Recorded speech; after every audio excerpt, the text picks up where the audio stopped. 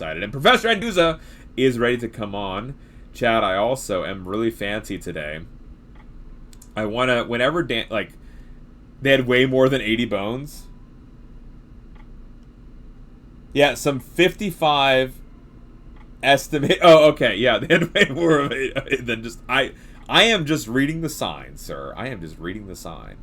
I now have this. There's a guest logo that we are able to pull up for. Look at that, y'all. We are raising production value. Let's go ahead and invite Danny on as well. Okay, invite sent.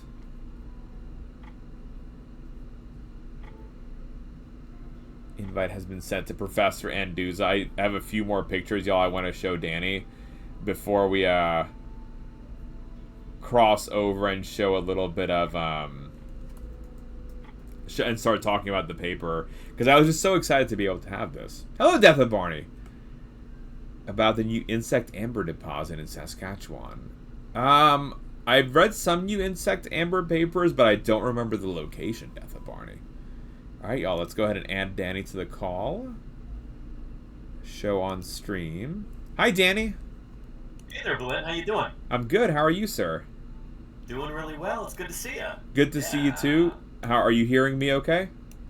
I can hear you just fine. Perfect. I can see you also. Oh, even better. Yeah. And, oh, new follower. Nice. Oh, thank you, Apank21 for the follow. And look at this. We got the logo as well. Beautiful. Oh, that looks nice. I was like, we gotta level up the fanciness. We gotta make this better. Well, I appreciate that. And Go85, thank you for the follow as well. Welcome in. So yeah, Danny, I know we're rabbit holing already, but I wanted to show you. Oh, this is great. Yeah, shoot, I've never seen this in person. I've seen numerous photos of this in various books and stuff. So cool to see that in a photo that you took. Yeah, the dig site was surprisingly small. Like, it was just we just drove up and it was a dead end in a neighborhood, and there were these two plaques and like a little overhead sign, and that was about it. And I was really surprised because I thought the statue was also at this site, but it turns out that is in the middle of town, like a 4-minute drive away. Makes sense. So that's what I was like, where is the town? Like, where is all this stuff going? But I have to show you these two. So here is the statue. Very nice. Yeah, that's not too shabby. It's a little skinny looking for a Hadrosaurus, but you know, not the worst. Not the worst. What do you think of the color? The scales are a little big, but not too bad. The snout looks kind of funny too. But color, I don't know. Yeah, I would have made it more brightly colored. But for a bronze statue, presumably, it's cool that it's colored at all. You know? Yeah, I was interested in your take about it, because we've talked about like the pigments of the different dinosaurs and like what those pigments may have corresponded to and the purposes of having it, right? And like what we're able to see and what we can't see, and so it was just neat to go see it in person. We also like the counter shading there. How the belly is a lighter color than the top of the animal. We've got every reason to think that they would have been colored that way, because the dinosaurs that we do have pigmentation from, we know that they were counter shaded. So that's pretty cool. So it's a nice level of detail. So it's a little funny, but you think overall it's an okay representation. I'd give it about a 5 or 6 out of 10, I guess. Okay, it's something. Yeah. We had a really big fan. She has never been excited over a statue. Oh yeah. I have never seen this little girl be so excited for this statue.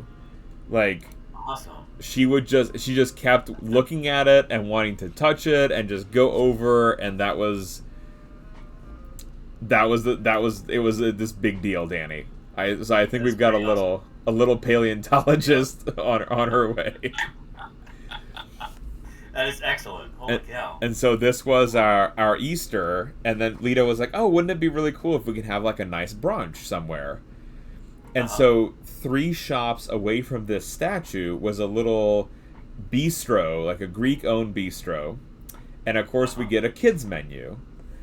And I thought you would really enjoy this. The Hadrosaurus kids menu. And that is brilliant. and we were like, we had no idea, right? Like, if you didn't know the statue was there, you'd just be like, well, it's a dinosaur, it's a kids menu. Like, that's cool, right? But no, this was actually like, because of the state dino connection and nearby the statue, like, yep. It is the sort of that I get really excited about when people really when they're clearly very proud of their local fossil heritage. That makes me really happy. Yeah. And I went and asked the owner, I'm like, I'm just really curious, like, why did y'all put this? And she's like, well, it's a state dinosaur in New Jersey, and we've got a fossil site nearby and everything. I'm like, that's really cool. We just visited, and I was just wondering. She's like, yeah, we take, like, pride of that. And I was like, wow, that is really cool to see. And so even something like on the kids menu, yep. the Hadrosaurus kids menu, and I was like, this is great. That makes me smile. That's really cool. We'll be talking about this a lot more on my stream in September to celebrate the birthday of Joseph Leidy, who is, you could say he was America's first paleontologist. But he lived there in New Jersey, or maybe just across the river over. But he was like a pioneering force in paleontology in the United States. Nice. And yeah, he was also like a pioneering parasitologist. He first discovered that cooking pork to a certain temperature would kill the trichinosis inside. So who knows how many lives he saved by doing that. Wow. And he was also the first person in history to ever solve a murder mystery using a microscope. So he's often considered like the father of American microscopy as well. Really cool guy. Wow, and a paleontologist. Yeah, he was a paleontologist up until the Bone Wars, when Cope and Marsh had their feud, and that was so acrimonious that they basically drove him out of the field. Wow. And he was like, I'm never studying fossils again. These guys are nuts. So yeah. Wow, that's really cool. And also, Golganak, thank you for the gift sub to Mary L. That's a piece of raw science, Golganak. Thank you very much. So, Danny, where should we start tonight? We've got some really cool papers. I was actually wondering, do you mind if we start on one of yours? If you want to, sure. Which one was that? So, this one had me have a lot of questions. Yeah, the dorsal rib one. Uh-huh. I thought that would be a really fun one to start on because I thought this and the blog post are really, really cool. Danny! Professor! Sorry to interrupt you. Paleontologizing just subscribed for 31 months. Thank you so much, Danny, for that Tier 3 resub with 6 Partner Plus points. We completed month 2. Last Congrats. Holy cow. Yeah. That is super exciting. Month 2 requirements done. We got 1 month to go. 1 month to go to get to that 70/30. Thank you so much, my friend. We put the 6 pieces of raw science into the beacon. If anybody watching right now is not yet subscribed, or if you are subscribed and you want to make sure that Science Streams gets that Partner Plus, consider upping the tier of your subscription. I'm sure you've got special emotes only available to Tier 2 and Tier 3 subscribers, right? Special emotes, animated emotes. I think 5 animated, 5 static at Tier 2 and Tier 3. And at Tier 3, you get a custom video alert and sound alert that you can use. But Professor Anduza doesn't send me what he'd like to have, you know. So we just have to assume and do things like this. It belongs in a museum. And You've already got enough interruptions. On my behalf. and do this kind of stuff, you know. No.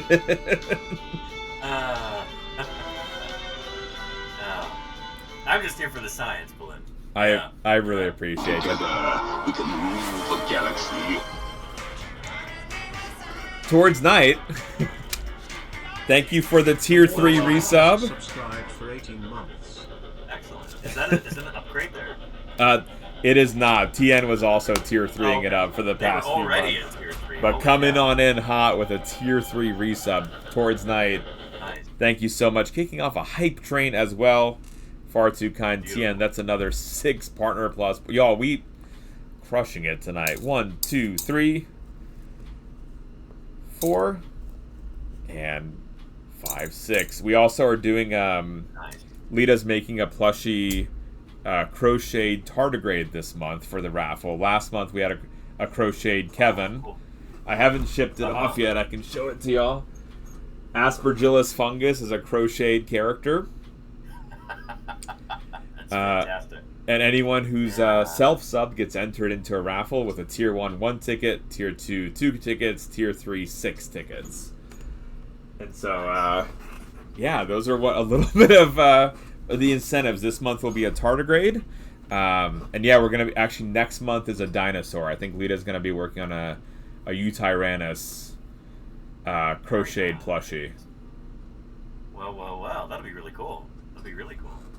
And Glued with Gold, thank you for the 100 biddies. Y'all, we will still have, we will do some raffles after Danny, because I know Danny has to have dinner, and he's not insane like I am, staying up until 3 in the morning. So we'll have raffles for, or we'll have it later on tonight, y'all. Who won Kevin Golganak? Our friend Nerdy Senpai won Kevin. She was very excited for it.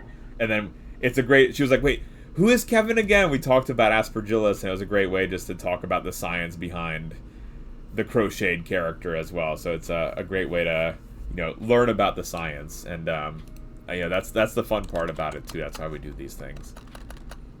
Also, Tien, thank you for the Tier 3 resub as well. Towards Night, y'all, is one of our freestyle musical friends. Freestyle rapping, playing the guitar, the piano, and he makes ice cream with his pectorals. If that sounds cool to you, go follow our friend Towards Night. And Death of Barney, thank you very much for the 100 biddies. I appreciate the heck out of you. Thank you. So yeah, Danny, this paper I thought was really, really interesting, especially the blog post that you sent to about this phenomena of I don't know, pneumaticity. Yeah, like pneumatic. Oh, full of okay. air. Yeah. Gotcha. I got Jurassic Park 3 vibes. The resonating chamber. Yeah, I know what you mean. Yeah, and so that's why I was excited about this the whole paper. axial skeleton of the animal. It's like throughout the skull and the vertebrae and the ribs. It's crazy the amount of air that these animals had in their systems. Here, I'll send you an image. Let me pull that up here. Come on now. There we go. Copy image address, and there it is in the chat. Cool. So, this is a similar sauropod dinosaur. This is either Diplodocus or Gallimimus. Doesn't really matter. The idea is this is from the same broad family of dinosaurs as the one that this paper is about. Everything that you see in blue there is air. And wow. The reason, the point of this paper that this figure is from, is that this dinosaur had a respiratory infection, probably like a fungal infection, and that spread to the bones in its neck, because those pneumaticities, they go from the air sacs in the torso all the way up the neck. And, so it had a bird-style respiratory infection that spread to its bone and caused this kind of like almost cauliflower-like growth in its neck vertebrae. Yeah. And I think, as Sloppy said, it was Aspergillus, right? That was the suspicion for the. Yeah. I mean, it's that Kevin there.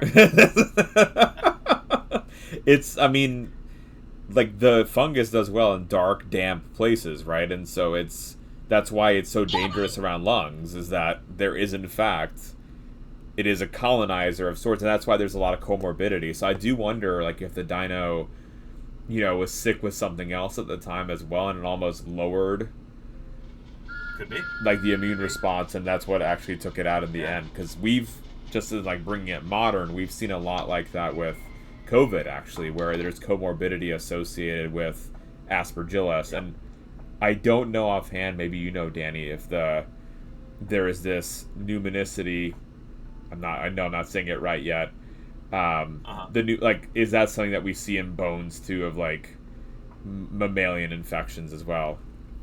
Not really.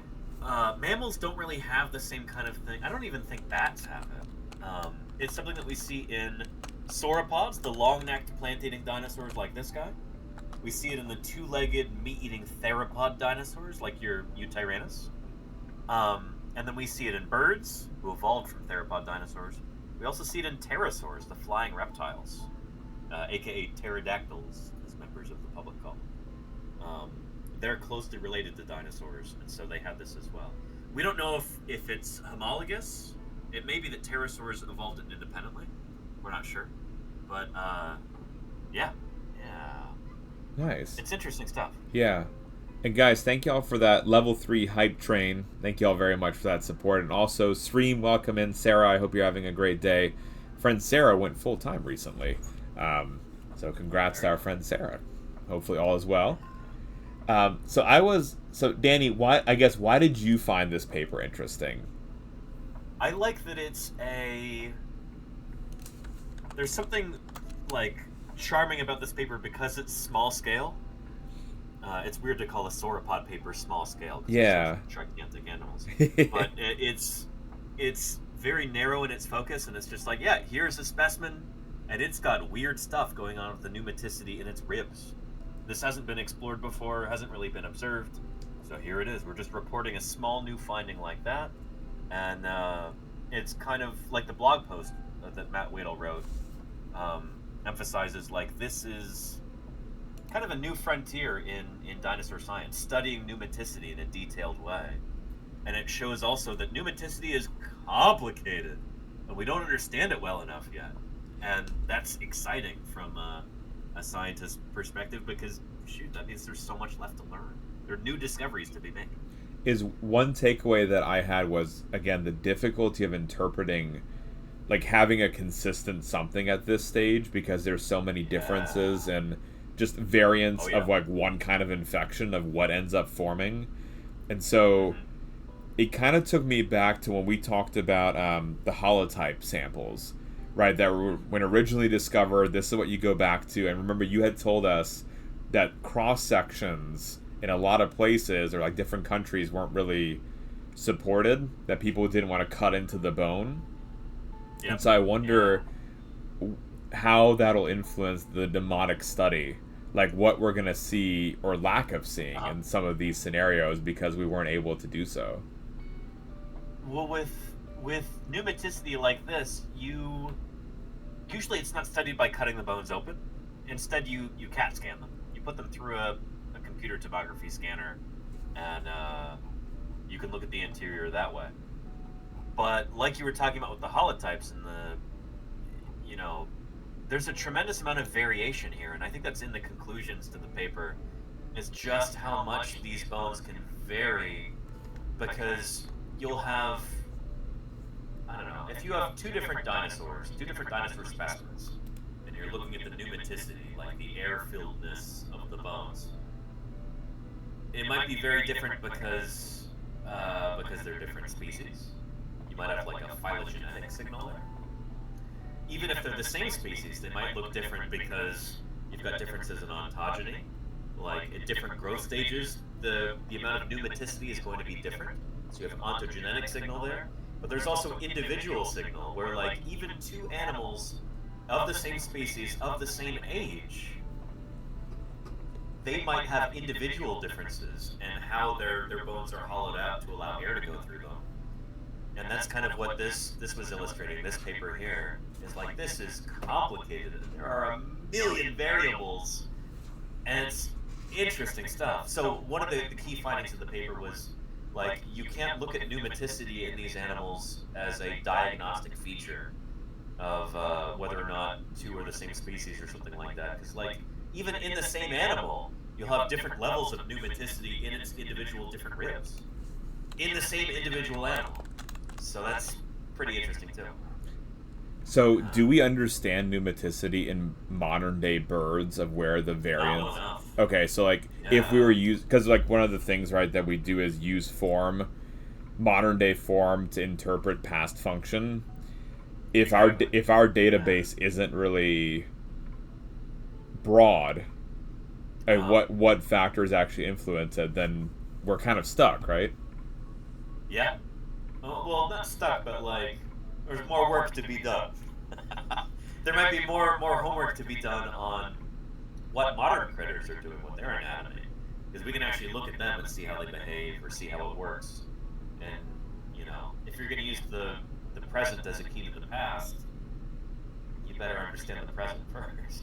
Yeah, and it just seems like well, as you're listing out all the different variables, presumably development is also really important, right? Sure. Just like, and therefore then diet's going to come into play, and then nutrient availability. Like, there's just an insane number of factors that can come in, and like that's what I was thinking too, is like, if we don't understand like how birds, let's say, have the variances here, and like what all, like in one bird species, mind you, not across all birds, but just in one bird species, it's gonna be, that variance is gonna be hard to interpret across a bunch of different dinosaurs. Because my takeaway from this paper is, it's not just that this hasn't been done in a lot of dinosaurs, including all species, but within a species, it's even a smaller amount. Absolutely. Yeah. So it kind of highlights how little we know about this stuff and how much work there is left to be done. And in this blog post at the end, Matt Wadle kind of highlights that this is basically like a plea to readers. Like, if anyone is interested in these, in pneumaticity, there's so much work that is just there for the take. Like, and some of this doesn't even require you to get up off the couch, like he was saying. I think in maybe one of the last paragraphs there, a lot of this stuff is just like literature based too.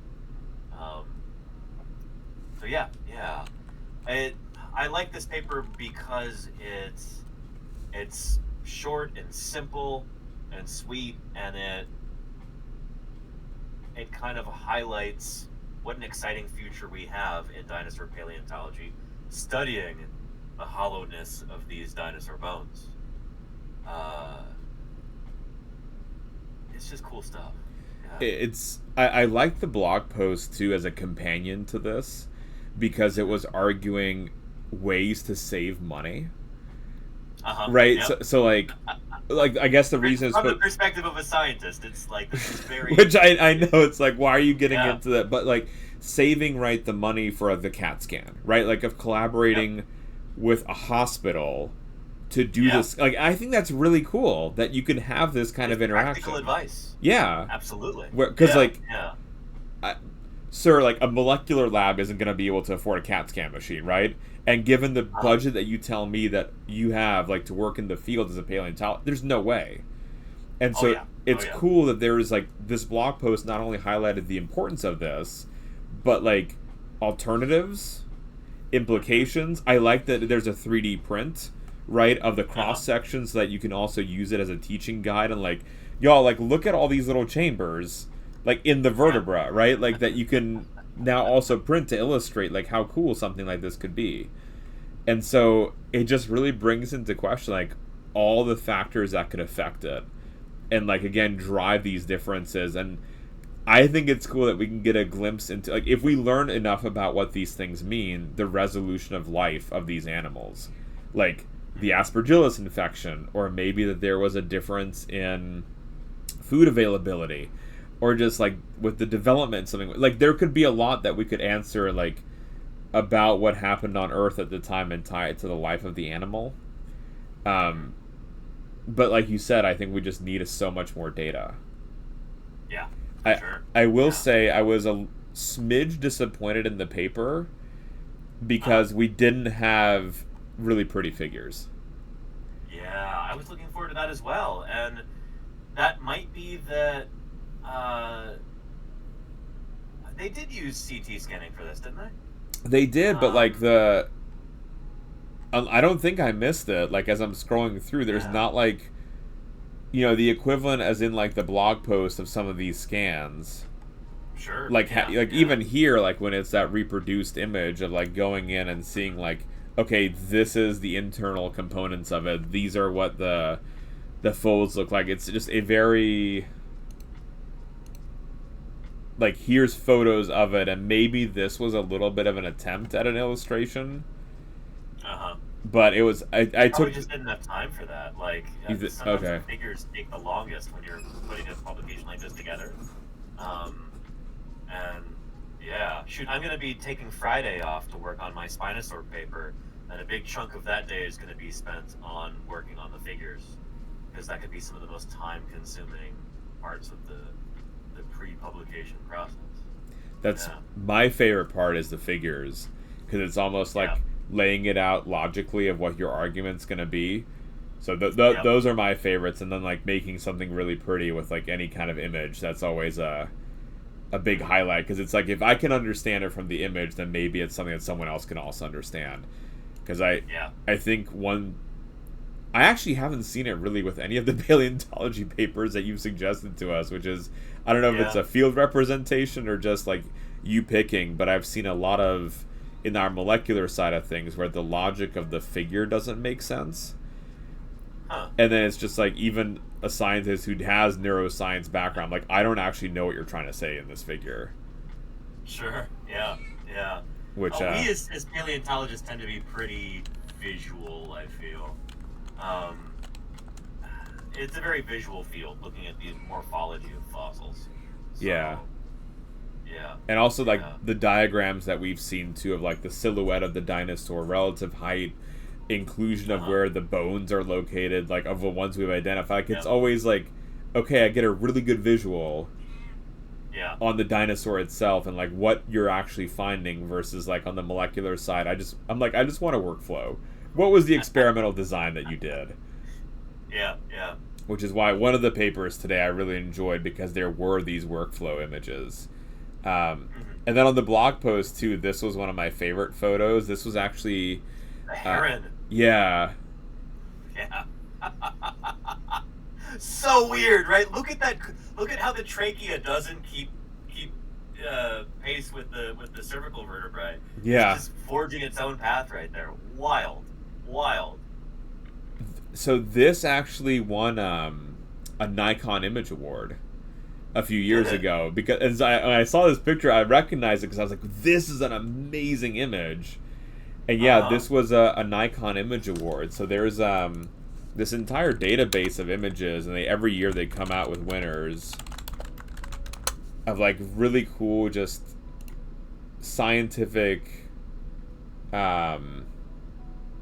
takes. Hold on. Science. There it is. Yeah, the Nikon Small World. And you can go back and see they have videos and images, and so here's like the winner for 2012. Similar style. Yeah. So this is a embryonic hand of a Madagascar giant day gecko. And so you see like the bones forming, the neurons as well, the musculature. Yeah, Andrea, this is a real image. So they use fluorescence to mark different parts of development. And so you're getting not only scientific information from it, but it's also really aesthetically pleasing. And so it's cool because the judges are not only scientists, but they also have artists on the panel as well to judge these images, which I'm always like, they really come out aesthetically nice. We were dissecting This is so neat. Yeah, we were dissecting some of the images last year on stream, and if anyone's interested, here's the link to it. This is the unburned particles of carbon released when the candle of wax breaks down. You know, like, very cool. So lots of different categories. Hi, Thumper. It is bananas. It is very bananas. But yeah, so I really liked this paper, and that's why it just reminded me of this image too, of like seeing this level of detail, and it'd be really cool to apply. I don't know how easily we could apply some of these staining protocols to some of the dinosaur fossils where we have all these different. None of them would work. Yep. So yeah, the everything's it's rock basically. It's like trying to apply it to a because it's no longer bone at all. It's actually been replaced. Yeah. Yep. That's or fair. a lot of it has been, at least. Yeah, yeah. So you would have to do it with a CT scanner, but still, you can create really cool images with a CT scanner as well. What do you think the next step should be for this paper? Like that they've gone through, they've identified that this is in fact a thing. It's cool. Like Yeah. what should this inform us to do next? What I would do is just look at some other members of this same taxon, look at other Apatosaurus specimens, and see how different they are. And then just kind of broaden that out to other diplodocid sauropods, and then other sauropod dinosaurs in general, and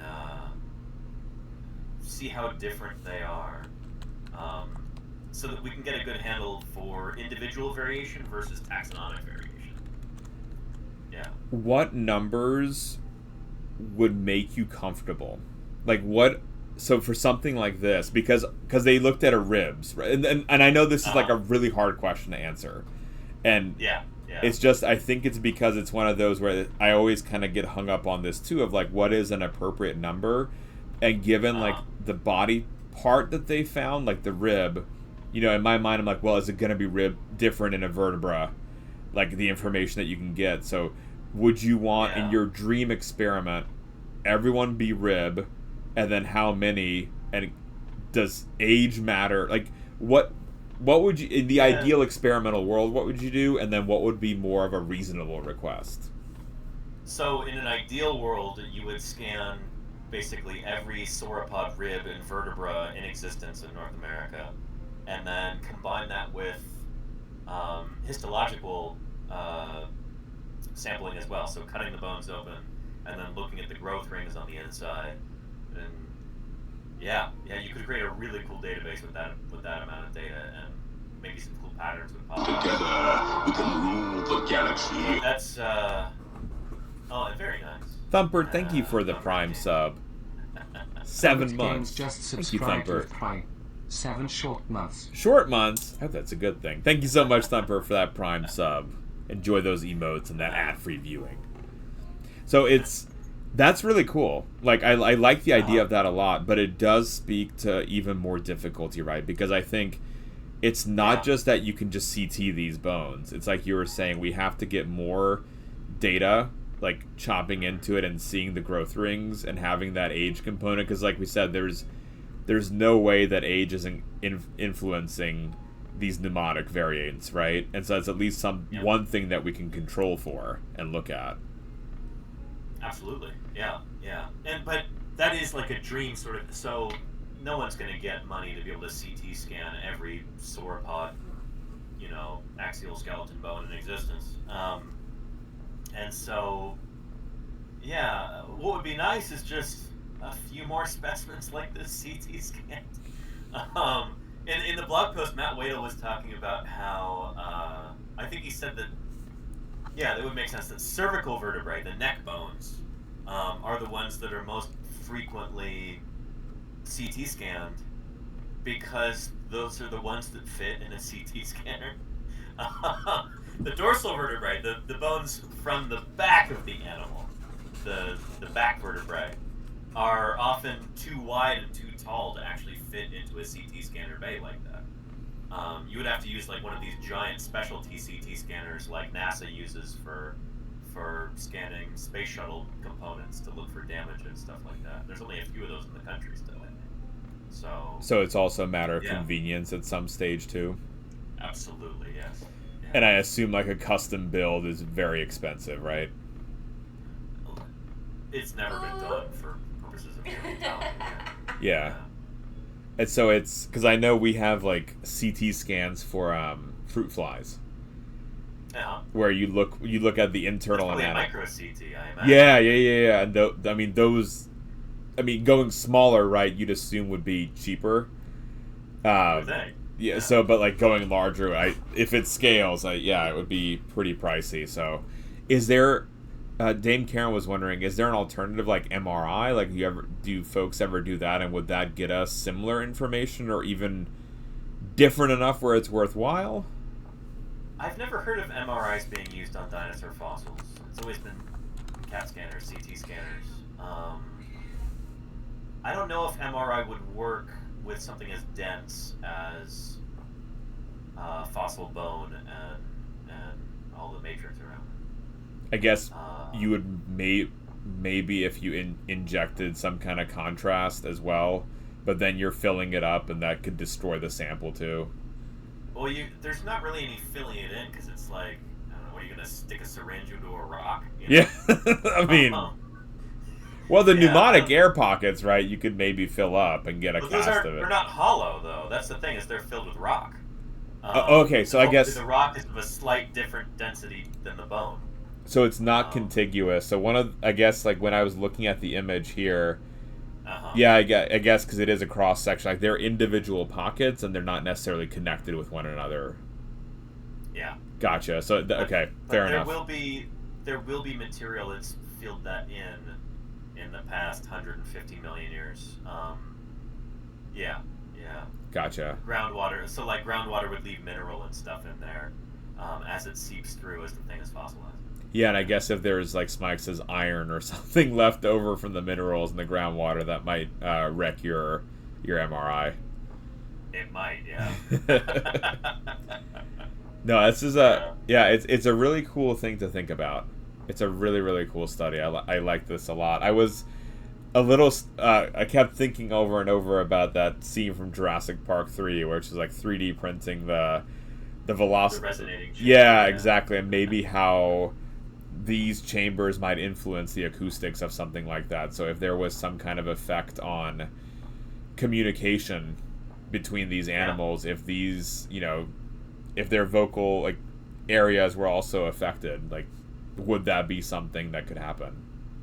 Should I send you a link to a little video about that with sauropods? If you're up for watching it.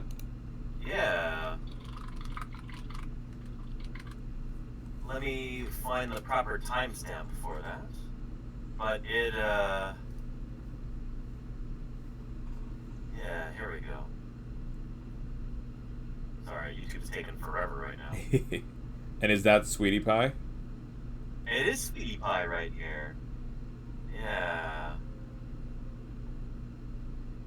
I enjoy her little mittens on screen, too. She's so cute. Yeah.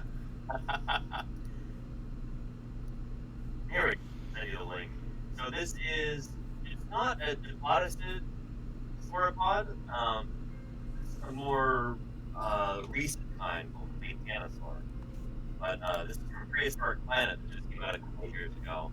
And they've got kind of a novel, speculative, but fun little like visual hypothesis for something that could have arisen from those species of artifacts. It didn't come through with the timestamp, Danny? Is it at the very beginning? You just heard something, yeah. Okay. The Titanosaur's immense necks are supported by an ultra-lightweight, air-filled skeleton. Their hollow neck bones are connected to a series of bellows that inflate bizarre gular air sacs. So we don't know if they had air sacs like these pouches on their necks, but there are certain kinds of birds that have this. That's what I was going to ask. Out of their necks. Because that seems like a soft tissue kind of preservation, right? Yeah. And so it'd be a really difficult thing to have. I mean, I guess there are instances where it's fossilized, but... Not in the case of sauropods. They're too big to have that kind of exquisite preservation. Yeah. Yeah. Yeah, and sorry y'all if you're hearing double audio. Sometimes on Guest Star it doubles, we don't press a thing, and it goes away. And... yeah, it just starts and stops at its own volition. Yeah, sorry about that, y'all. Yeah. We had the same issue on Volcano Doc stream over the weekend, too, and so it's not just happening here.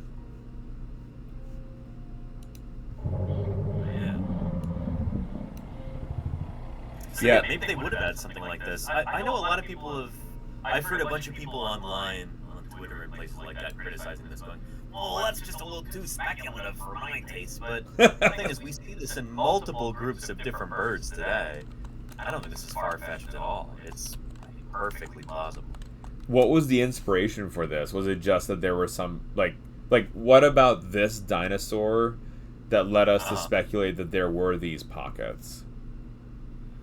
Well, that would be Darren Naish, which was probably the guy behind this, because he's like the primary consultant on this series, and he was probably just looking at the pneumaticity in the vertebrae of these dinosaurs, and then also looking at animals like prairie chickens and sage grouse and frigate birds. I think might have a similar kind of pouch like that. So, yeah. But these guys have got such long, ridiculous necks that there is an idea that evolved for sexual selection. I don't buy that idea because it seems to be the same in the males and the females, and sexual selection kind of requires sexual dimorphism. But a lot of people don't realize that, so they just look at a weird feature in dinosaurs and go, "Oh, sexual selection." So, Gotcha.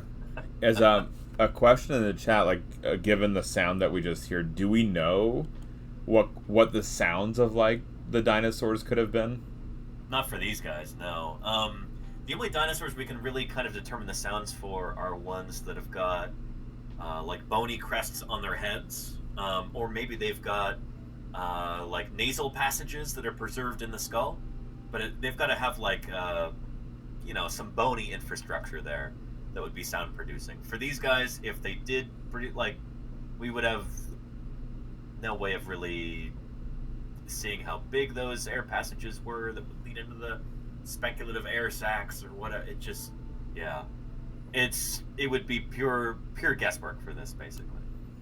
Yeah. It's still cool that there is, like, it's, I guess, not just totally guesswork, because there is evidence in the modern realm today, like today's examples, Sure, yeah. where it's like... It is constrained a tiny bit, I guess, but it's not constrained by the fossil evidence in a way that, like, I'd be more comfortable with. Like, for a dinosaur like Parasaurolophus, with that big bony crest on the back of its head, we can, come up with some semblance of a model that, we can tell whether it was low-pitched or high-pitched or something like that. Oh, that's cool. I didn't even know that we had that crest. resolution. That's really cool. Oh, yeah, for sure. Yeah. That is pretty cool, isn't it? Yeah. Well, right, just like coming up with someone's pitch that's been extinct for at least 66 for 80 million years. That's really, really cool. Mm-hmm. Even if it's not like the final sound, it's just like the ranges that they can make, and maybe you can estimate like the distance of communication, right, if you know the pitch, similar to how we have in elephants as well. Absolutely, yeah. Yeah. They've looked at that where they've looked at the crest of the young Parasaurolophus, and they would have a higher pitched call, because it like curves around, it's a lot smaller, and the adults would have a much lower pitched call, and the inner ears of these dinosaurs, which we can look at, we can tell within a certain range what tones they could hear, what tones they could pick up with their ears, and it seems like the ones of the juveniles, like they'd be really good at picking up the calls of the adults. Ooh, I had no idea that you can do something like that from the bone of the inner and find out, like, predict what they could hear, and that makes total sense too. Like, of the young being able to get the auditory cues that are tuned towards the adults, and that tells you, right, the care that the adults would presumably be giving to the offspring. Exactly. And then I guess we have every other reason to think these would have been very social animals, and this just kind of helps demonstrate that, I guess. Well, that drives it home even further about the nest care that they had, right? That it wasn't just that they had to be, like, building a nest with the eggs that they were sitting on, but you're adding this extra layer of complexity that they're also tuned the offspring for the parents. Like, all that coming together is really telling you how they take care of the baby, and that's so cool when it all comes together like that. It gives you a little sense for what dinosaur society would have been like. And I didn't realize, like, I guess it's like the puzzle coming together, right? All these pieces of evidence pointing towards that. Yeah, it's not just like that we find a nest site and there's eggs and some dinosaur bones, but like this really complex nuance of the auditory system. And then you can pair it with the vocalization, and maybe like you can pair it like how the pitch and the distance. Like, that's really cool, that kind of puzzle. That's the sort of thing I get excited about as a paleontologist, and there's not very many dinosaurs we can do that for, but when you can, man, is that exciting. And that's why we're always on the lookout for more and better fossils, because you never know what kinds of questions new specimens might be able to answer. And I think then adding extra layers of complexity like these mnemonic components too, like maybe I wonder if it's going to be one of those things too where right now it's difficult to interpret what information extra we can get, but maybe one day we'll be able to get like an extra layer of like societal information too. Like, you know, I can imagine a world where even feeding habits are able to come out of it, you know, of like how that could influence the development of the organism. It is, I guess the only limiting factor of the birds that we're looking at today is, and I'm still like mind blown about this, is that so few birds actually survived. Oh yeah, there was a huge bottleneck there, where it was like over 90% of bird species died out at the end of the Cretaceous. Yeah, and that's just it's every time you tell me, it's so surprising because I never had thought about it being bottlenecked and so selected for. So you're even like looking at the birds and like working backwards to the dinos, it's such a small window. Like I guess it's how you were saying when we were looking through that fence and you're trying to see that backyard, and it's like the hole that you're looking through is now even smaller because most birds actually died out. Which I also love that analogy, by the way. I've been using that more and more. I'm glad you like that. Yeah. I died out at the end of the Cretaceous period. First time chatter. I hope not. I hope you're with us. Casey Snowart, welcome the heck in. How was your stream, Casey? Welcome everybody, guys.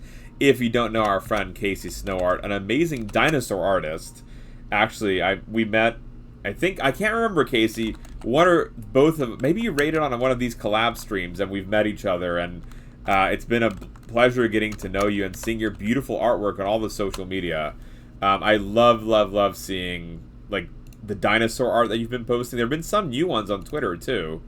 I think I saw some of them today. Casey, how was the stream? What were y'all up to today? Tell us all the things. Presumably there was some kind of artistry happening. Let's get you a fancy shout out as well. There it is. And you can even see the little dino profile picture as well. Nice. All the dinosaurs. So y'all, welcome in. How was the stream? We're looking at some sea slugs and doing some creature design based off them. Very nice. Actually, Casey, I've got your Instagram pulled up for people to share as well that y'all can check out. Really nice artwork. Lots of dragons. We've got Spyro the Dragon, of course, which is the absolute single best dragon there is, without question. Lot to thank you for the follow. Welcome in. Also, I saw some dinosaurs here, too. Let's see, where's one? Here we go. Here's a dino. Dinosaur Week, as well as happening. Look at these. They're so freaking that cool. Parasaurolophus right there? I can't see the crest. Yeah, there we go. Nice. Yeah. Casey, we were talking about vocalizations in these animals too, and how you can even predict what pitch that they might be hearing by the fossilized bones, like from the ear as well, which is crazy cool. For the Raiders coming in, welcome. My name is Belent, 1/3 of Science Streams. Other 2/3 are my lovely wife, Lita, and our daughter, baby, Alona. Lita and I have our PhDs in molecular biology, and we do live science content here on Twitch 7 days a week with microscopy, art, sci-fi science news of the week, deep dives into scientific topics, games, 3D printing, IRL fossil hunting streams even, model building, and more. And today we're joined by Professor Danny Anduza of Paleontologizing, single greatest science communicator on the internet and perhaps the world. You can follow him. He's in the episode description, as he always is. Please go give Danny a follow. Science on Twitch would not be taken at all seriously without this man being the trailblazer on the platform. So you're too kind, Blint. Holy cow. Not at all. That's 100%, because any jabroni can come on here and read something, but an expert coming on the platform, sharing their knowledge, teaching people, showing us firsthand in the field work of what you like, that is something special. And without you showing us that this can be a medium that people are interested in, would not have been possible without you. I just want you to know that. I really appreciate that, Bullet. Holy cow. Yeah, I mean, I don't have to say how amazing the work that you do is because people can see that here. But yeah, it's an honor to share this platform with people. Right back at you. It's I have to pinch myself to know that we can have these crossovers, because I'm like, well, it's like I'm not big enough or famous enough for Danny to want to do this, and it's always like, you know, you get that imposter syndrome of like, no, this guy's like a legend, and it's just imposters. You're a PhD researcher, Belinda. What is imposter syndrome? My eye. But Raiders, we were looking at this really cool paper on like these. Oh God, let me get the word again, because I'm gonna. Pneumaticity. Yes, that's what it is. Pneumaticity. With just like these pneumatic patterns inside of fossils, and it's really beautiful what you can see these patterns and like what meaning they might have, whether it be infection, you know, fungal infection. It could be changes in diet, any kinds of insane things could have been a cause of this. And the paper is just highlighting there's a whole treasure trove of information that we can get if we just started looking at this. And go ahead, Dan. Well, I want to emphasize that these are adaptations that these animals had. It's not a pathology or anything, the pneumaticity. That's a special thing that they evolved in order to make their skeletons more lightweight, so they could get bigger and bigger and bigger and still be able to move around on land. It's like a wonderful characteristic that they specifically evolved in order to get super gigantic. So yeah. But there are things like they could get infected and stuff, as we've seen before, for sure. It's one of those things where you always think about the trade-off, right? Like what's gonna, like almost a cost-benefit analysis in terms of evolution, of where if you have these little pockets, like yes, it makes your bones lighter, but then all of a sudden it also, if Aspergillus gets in there, right? Yeah. Because my understanding is that primarily in our bones, there's like the immune system doesn't have that good of access to. And so if the fungus permeates in, it just is allowed to grow, and sure, it'll go systemic and go back into the bloodstream, but by that point you've built up so much that's why I guess I was focusing on the pathogenic side of things, is because it does have this level of protection from the immune system, at least in, you know, like the bird studies that I was trying to look at, and like the little bit of immunity work that there is on there. Yeah, that's a good point. Just as a thought, but you know, pneumaticity. So Andrea, are these holes in the fossil? There's this really nice image here. All these like Swiss cheese. Yeah, or like cardboard almost with the corrugations. Swiss cheese is probably better. Yeah. Except these, if you go back to the other image that I sent you, I can send it to you again if you need. Let's see. This one here? Let's see. There it is, yeah. So everything in blue there, if you zoom in on the neck, that's all pneumaticity within the neck. So this means that there would be air that would go from the lungs and those air sacs in the chest.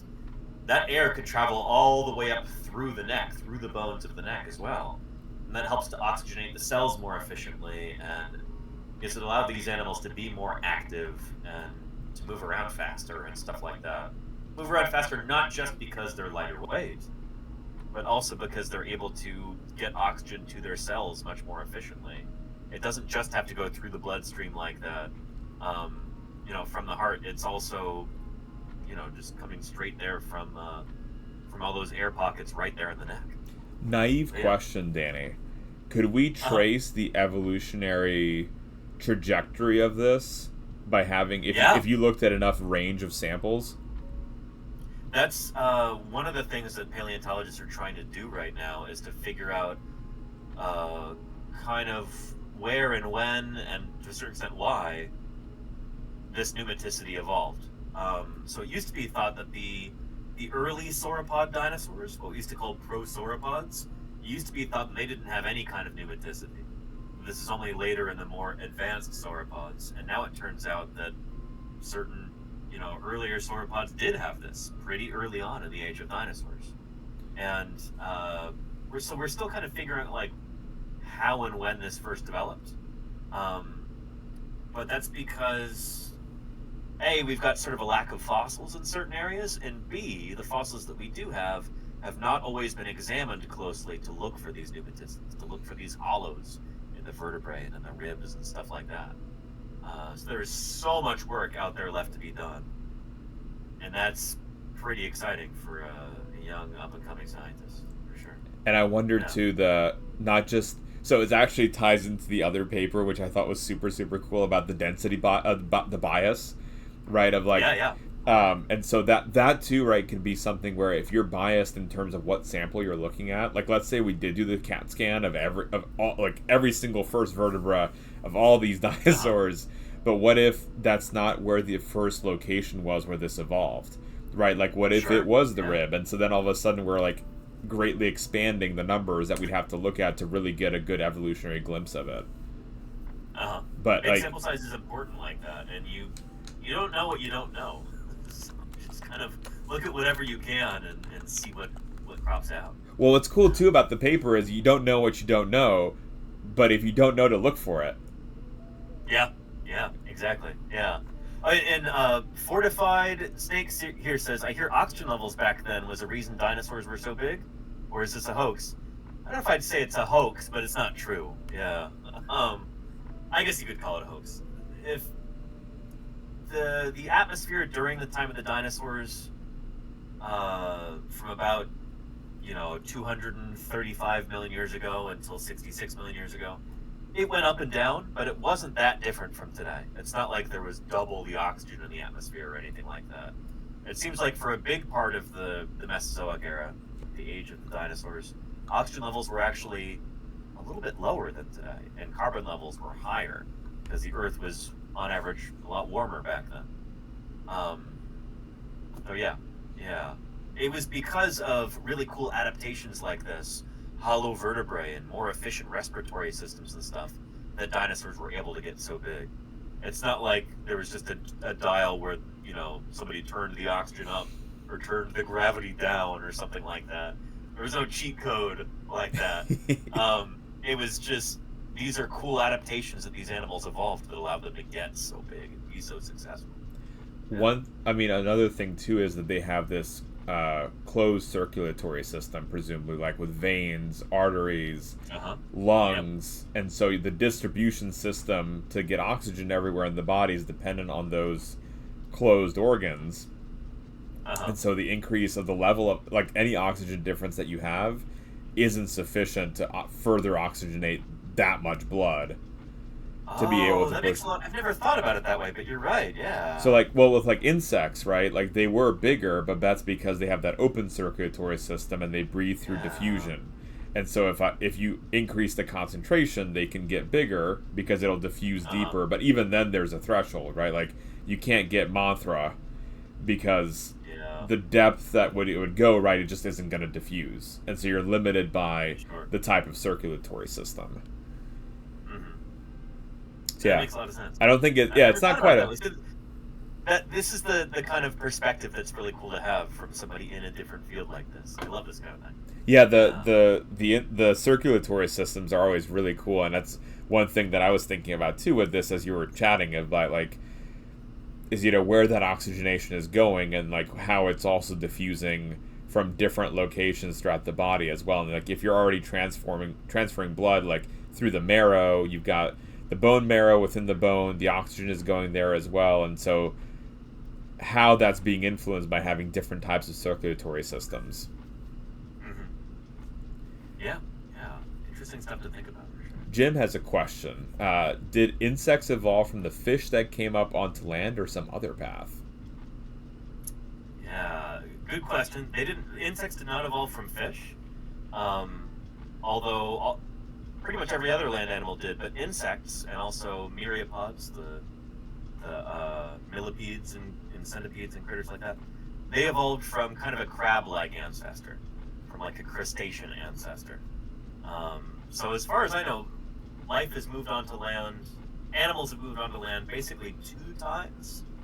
First it was the crustaceans and their descendants, which became the insects, and then it was the lobe-finned fishes that came up onto land and evolved into vertebrate animals on land, what we call tetrapods. That's amphibians and reptiles and mammals. Yeah. So The, yeah. the Yeah. tic, So different events there. the yeah. Tiktaalik, right? Exactly. Yeah. Yeah. Yeah. Yeah. And Moonrise Rabbit is wondering if you have the Parasaurolophus sound. I don't, and I don't think it would transmit through this anyway. So. That was the old ad break sound, right? Yeah, yeah. For some reason, it still plays every time I start up my Stream Deck. It's so weird. I deleted the file off my computer. It does not exist anymore, and yet it still plays every time I start up my Stream Deck. It's the weirdest thing. It's like the Apple startup sound, but for a Stream Deck now. It's the Parasaurolophus call. Yeah, yeah. Nice. Is there anything that we want to finish out with this paper? Or should we move on to the next I don't one? think so. I'm glad you were so excited about it. I thought it was neat. Just a fun kind of like workman-like paper. It's like, here's a cool thing that we found. We're going to describe it, talk about the implications. You know, nothing too ambitious, but just a neat paper for talking about pneumaticity of dinosaurs. I mean, I would personally love more papers like this in every field. Yeah. Like Lita's talked about, like she just wants it's the Journal of Observational Biology. Here is this cool thing. It's not going to cure cancer. Mm-hmm. There you go. Like it could just be cool science. Like check out this cool thing. Agreed. It could be important, which I think this is. Uh-huh. And there you go. And so that was, I thought, like a really nice component of this. Like it just, again, like if you ever start that journal, I want to be one of the first to publish in it because I've got a few things that that could go into there. Yeah, for sure. I mean, like I said, the only reason I wanted more in this study isn't because I was frustrated with the findings, but just because I was honestly curious. Like I would love a CT where you can download that file and do a 3D spin and just see what the structures are like. And that's would not enhance the paper's findings, but just for my this is cool amusement, I would like that. Yeah. Yeah. I bet you they've got... So, Matt Wadel in particular does a ton of work on stuff like this, and I would not be shocked if he publishes some more papers in the next year or so that have got that kind of 3D data, where you can spin the thing around and look at it, because he is obsessed with sauropod vertebrae, as you can probably see from that blog post. Yeah. Yeah. So, yeah, it's good because somebody needs to be. Sauropods are a pain in the butt to study because they're just too darn big, but I'm glad that he's so interested in them, and a number of other paleontologists are too. And then I guess before we move on, Danny, there's a question from Fortified Pink Snake of slightly off topic, but how can you determine the sound that dinosaurs would make? Oh, we were just talking about this. We usually kind of can't, but you can do certain things, like you can look at, if you've got a really well-preserved skull, you can sometimes determine what tones they could hear based on their inner ear and based on certain aspects of their brain as well, if you can make like an endocast. But I don't know, and that gives you some clues as to like what sounds they could make if you can determine what they could hear, because there aren't too many animals that make a bunch of sounds that they can't hear. At least I don't think. But the only other way to really determine what sounds a dinosaur could make would be to find some evidence of its vocal apparatus, and usually that's soft tissue. So all that stuff rots away. It's not bone, it doesn't fossilize, it doesn't get preserved.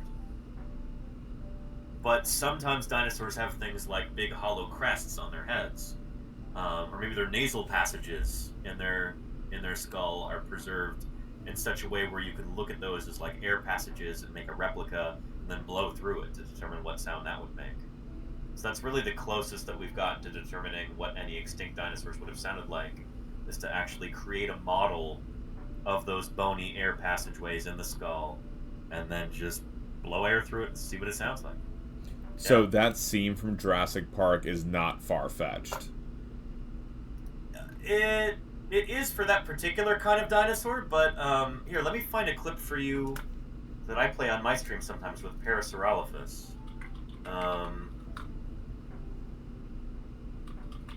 Yeah. I figured the dinosaur choice might have been a little bit liberal with the choice that being used, but it sounded like the principle of it could have worked.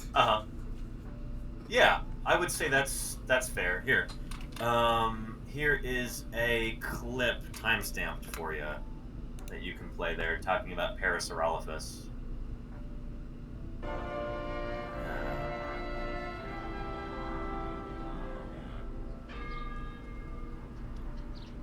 There's Berkeley. University of California, Berkeley. Just there yesterday. Paleontologist David Weishampel of the Johns Hopkins University has come to study a remarkable fossil that may provide clues to possible dinosaur communication. There she is, Parasaurolophus. The animal was Parasaurolophus. It had a strange, elongated crest on its head.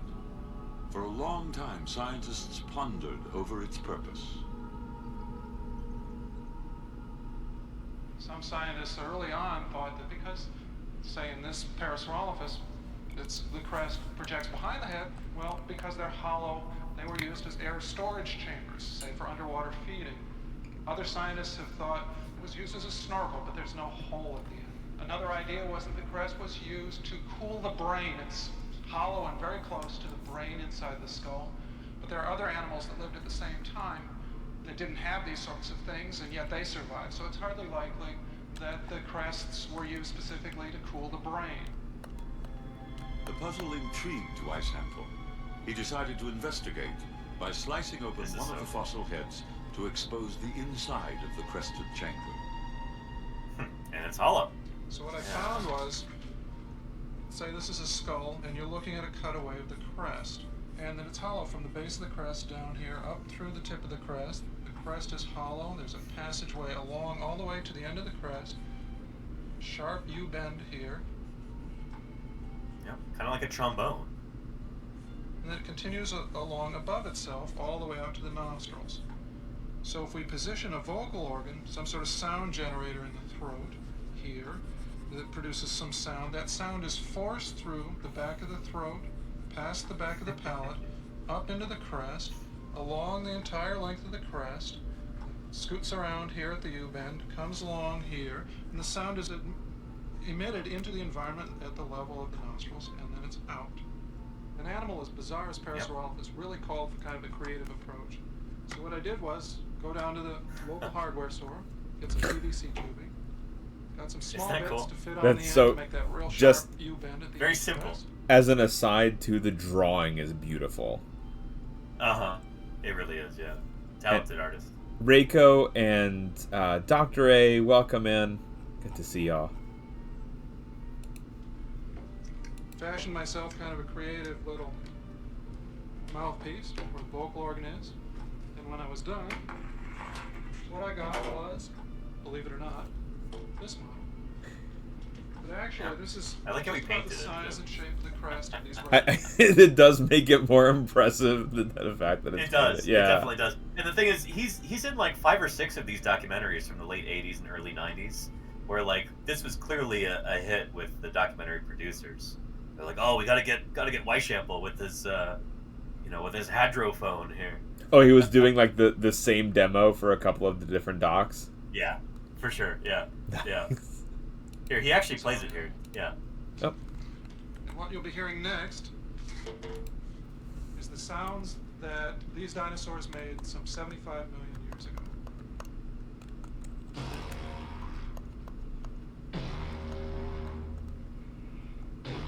And now, Very low frequency. a hadrosaur minuet in G. That is really cool and really clever too. Yeah, I mean, this to me, I think, is kind of, I'm not going to say it's typical of how we paleontologists do things, but this is, there's a certain degree of, like, cleverness done on the cheap that we kind of have to do in our field. Yeah. I mean, it makes that makes sense. sense. Like, of Yeah. why you would do it this way. Like, the biology and the connecting internal elements of the skull, like, it adds up. It makes sense. It's just so cool to see in action, too. Isn't that neat? Yeah, it feels very, easy to understand. There's an accessibility to it that I think is really appealing, and that's why they put it in documentaries like this for sure. Yeah, I mean, I think it's like one of those where if you do like a really advanced sequencer, right, that's much harder to connect with than something that you can build yourself, right? And like I can go and build this and make the sound if I wanted to, but a sequencer, Absolutely. it's not that just that I can't build it, but the tech behind it is already so hard to understand that it's like unless you have someone to actually break it down for you, you're already like 10 steps behind, right? Yeah. And the British Ashura, first-time chatter, welcome in. It's how a lot of experimental science happened in the past.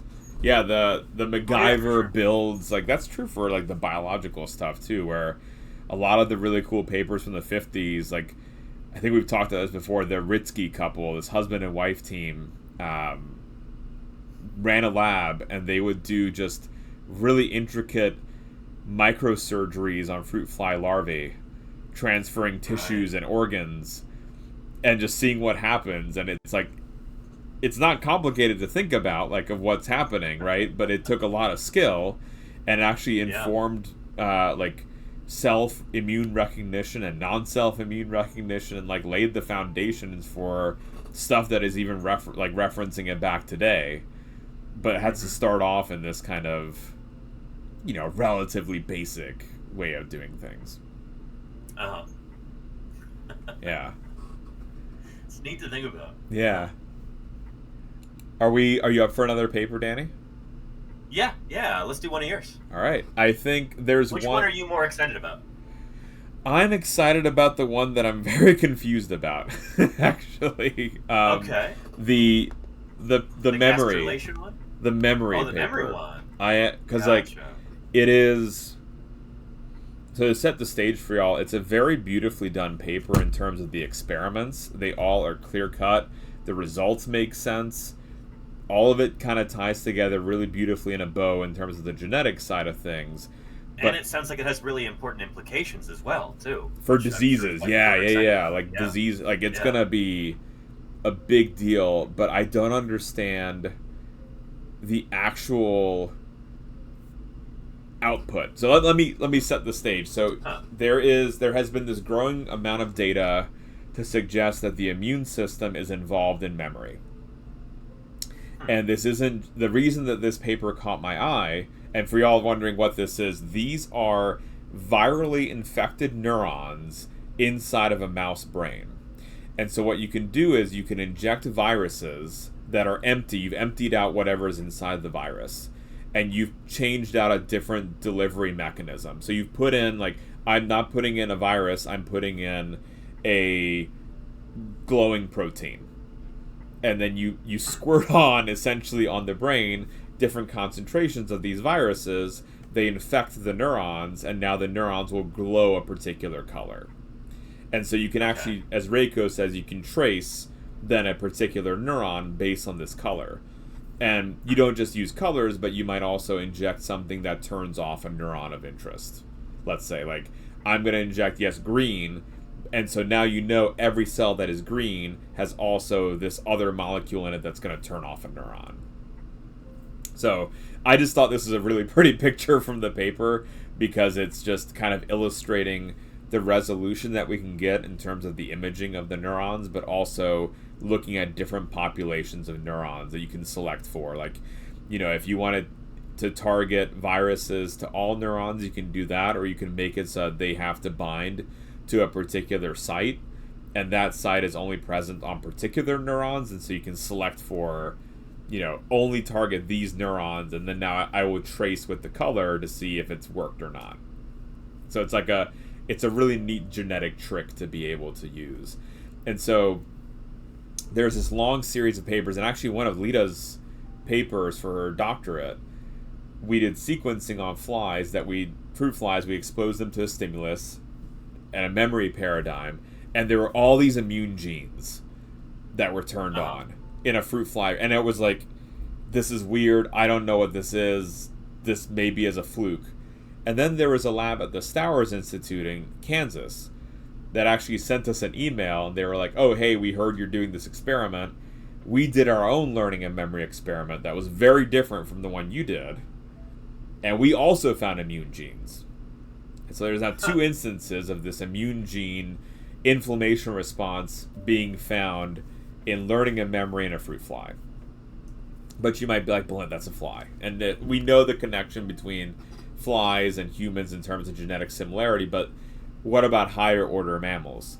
And so this study is looking at in mice, and they have since the fly paper came out, they found it in mice as well, that immune genes are turned on. But this is the first one to look at it in the hippocampus, which is the long-term, Sparky, learning and memory storage unit of the brain. And it's so well known, Sparky, that there was a patient called HR in the 50s, and he had this uncontrolled seizure disorder. And so the doctor, there was this MD, Dr. I think his name was Caspason, something like that. He was the guy who came up with the heat index for spicy foods. Oh, Capsaicin. Yeah. Yeah. Huh. I didn't know that was a name. That's interesting. Yeah. So he came up with the scale, but he was also a crazy surgeon, and so he removed this guy's hippocampus, and the seizures went away, but so did the guy's memory. Scoville, that's what it is. The Scovilles. Thank you, Reiko. Scoville. Okay. Scoville. I thought units. capsaicin was a chemical and not a name. Yeah, that makes sense. Yeah. Scoville. That's something connected. Also, y'all, check out my iOS shirt, by the way. Repping iOS today.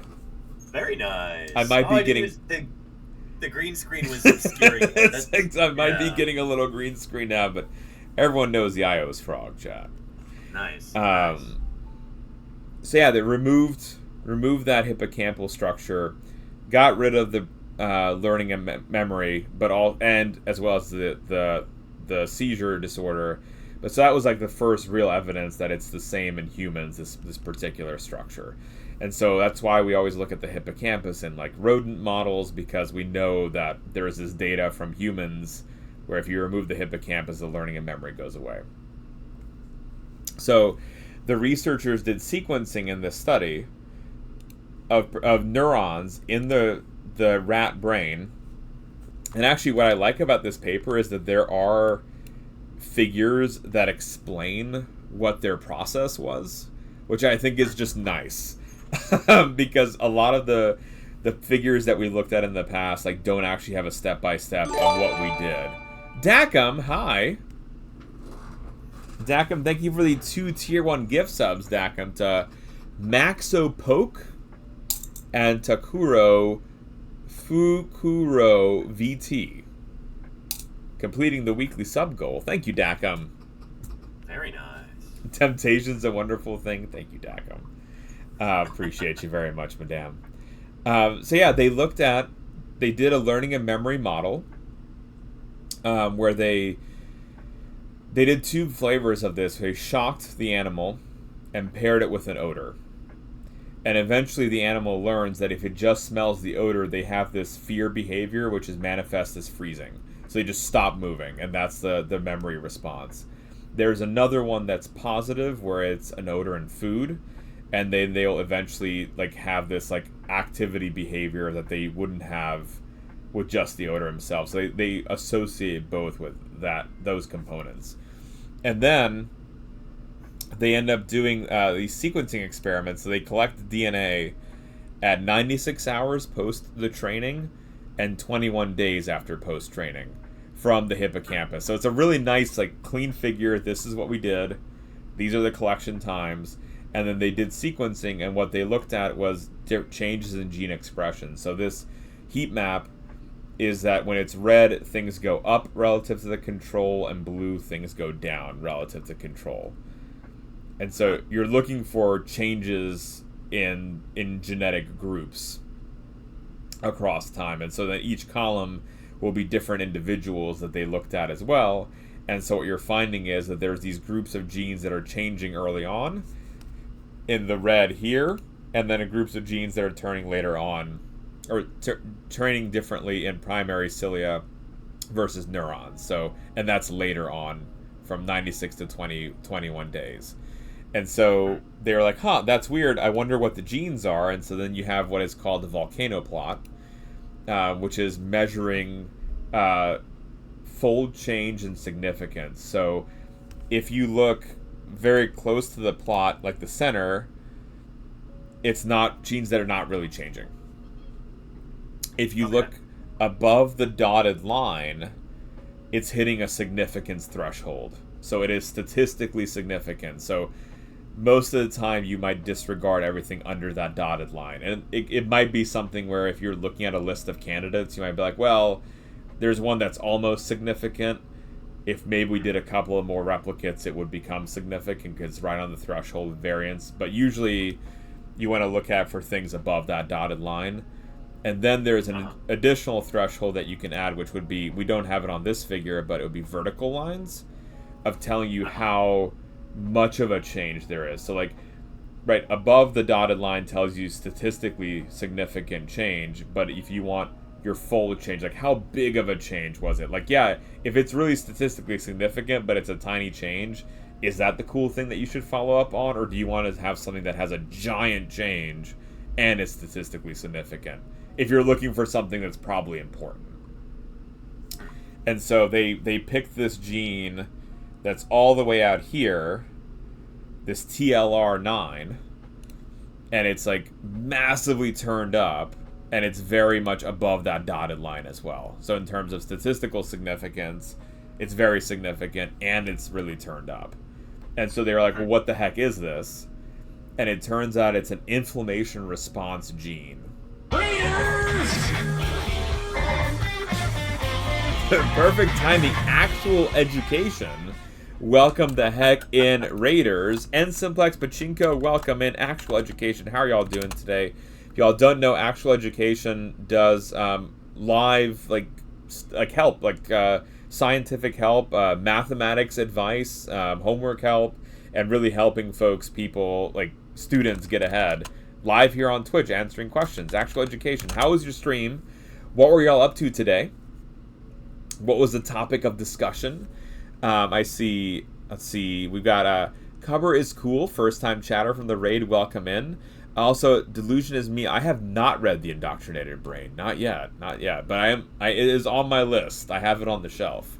Actual Education. Lots of math, physics, and chem today. Very cool.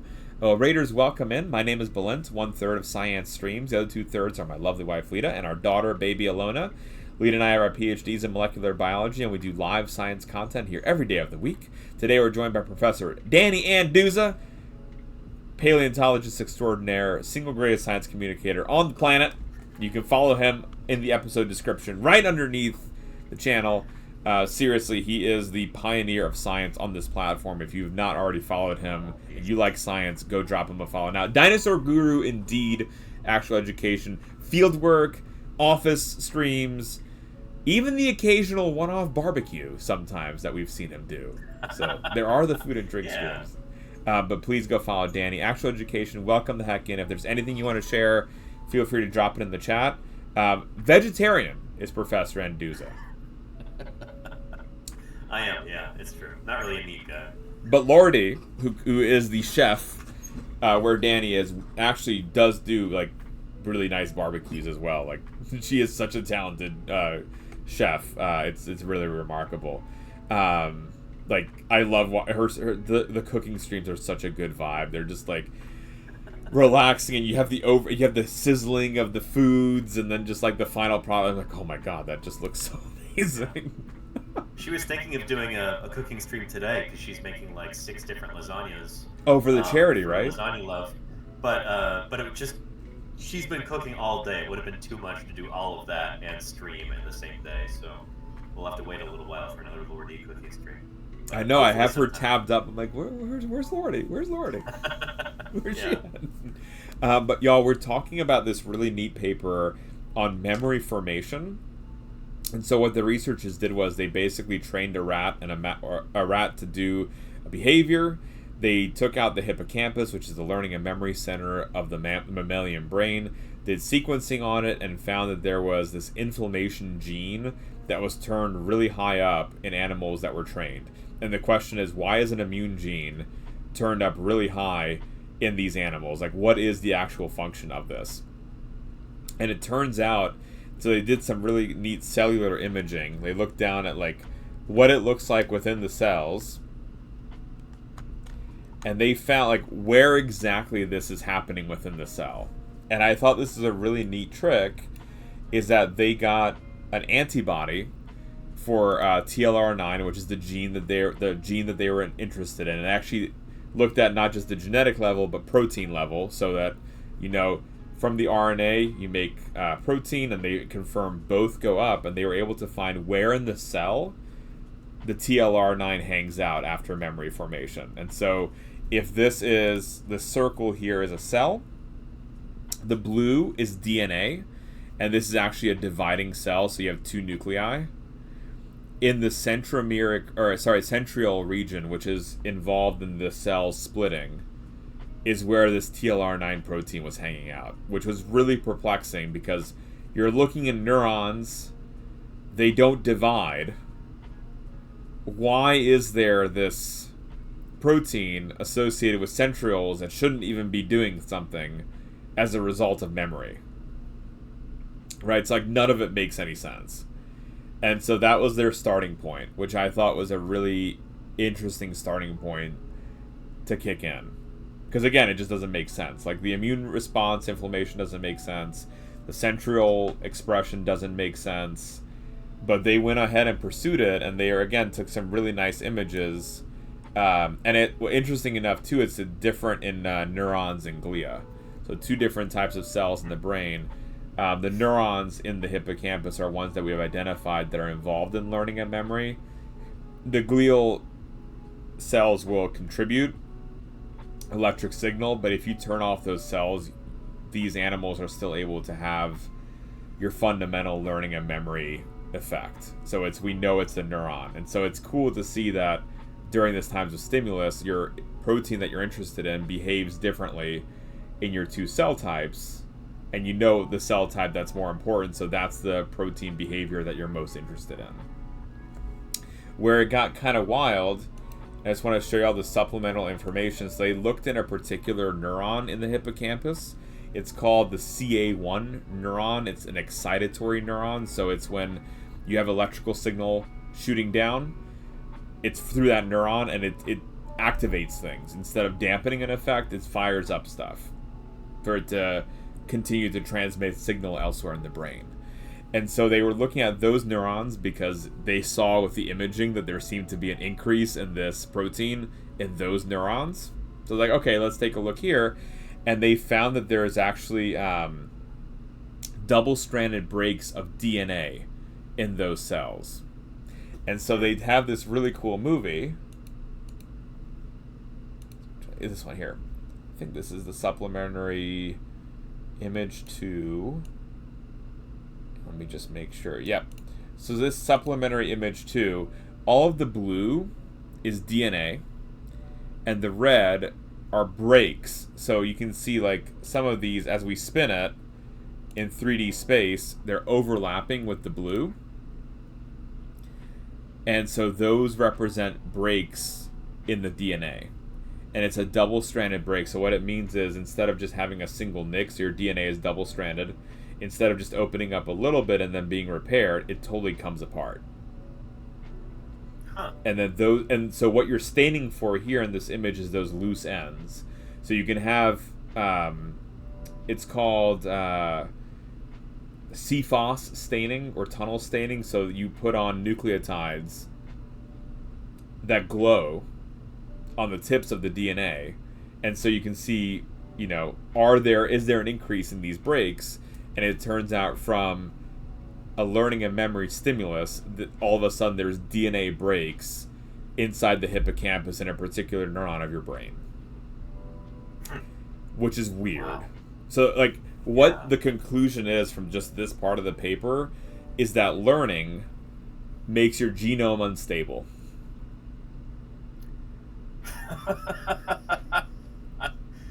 Huh. And so this is where I have trouble kind of reconciling what this means. Uh-huh. Because Leroy Jenkins, it is interesting. It's not from the electricity Sparky, so it's actually there's these breaks in the DNA, And this protein, this TLR9, regulates a bunch of factors that come in and repair that break. And they take care of that repair. Now, what's really interesting is they did really beautiful genetics where they went in and they're like, okay, what is this protein actually doing? Is it actually involved in learning and memory? So they take this protein and turn it off in a mouse. I don't know if they have a... Yeah, this is kind of the figure they had. They did that, this image that we saw in the beginning, right? They're able to inject viruses into that cell of the hippocampus that we were interested in. And so it only will affect those cell types, and the way you can track to make sure it's affected is that they glow green, and they now are going to turn off this gene, this TLR9. And so they turn off that gene, and then they look for how well their animals are able to remember. And so what's cool is they have both control and experimental. So they do the injection. They wait 4 weeks to make sure the animal can heal. There's one where they just injected only the glowing green and nothing else. In the other one, you have the glowing green plus a component that will turn off that gene of interest. And it's only in those cells. So you're not looking at the whole hippocampus, you just look at a very particular population that looked important earlier. And so what you find is the black bar here is your control mouse and how well it remembers. The green bar is that experimental. Wow. Where That's you've a big difference. Huge, yeah, and you've only turned off that one gene in that one subset of neurons in the brain.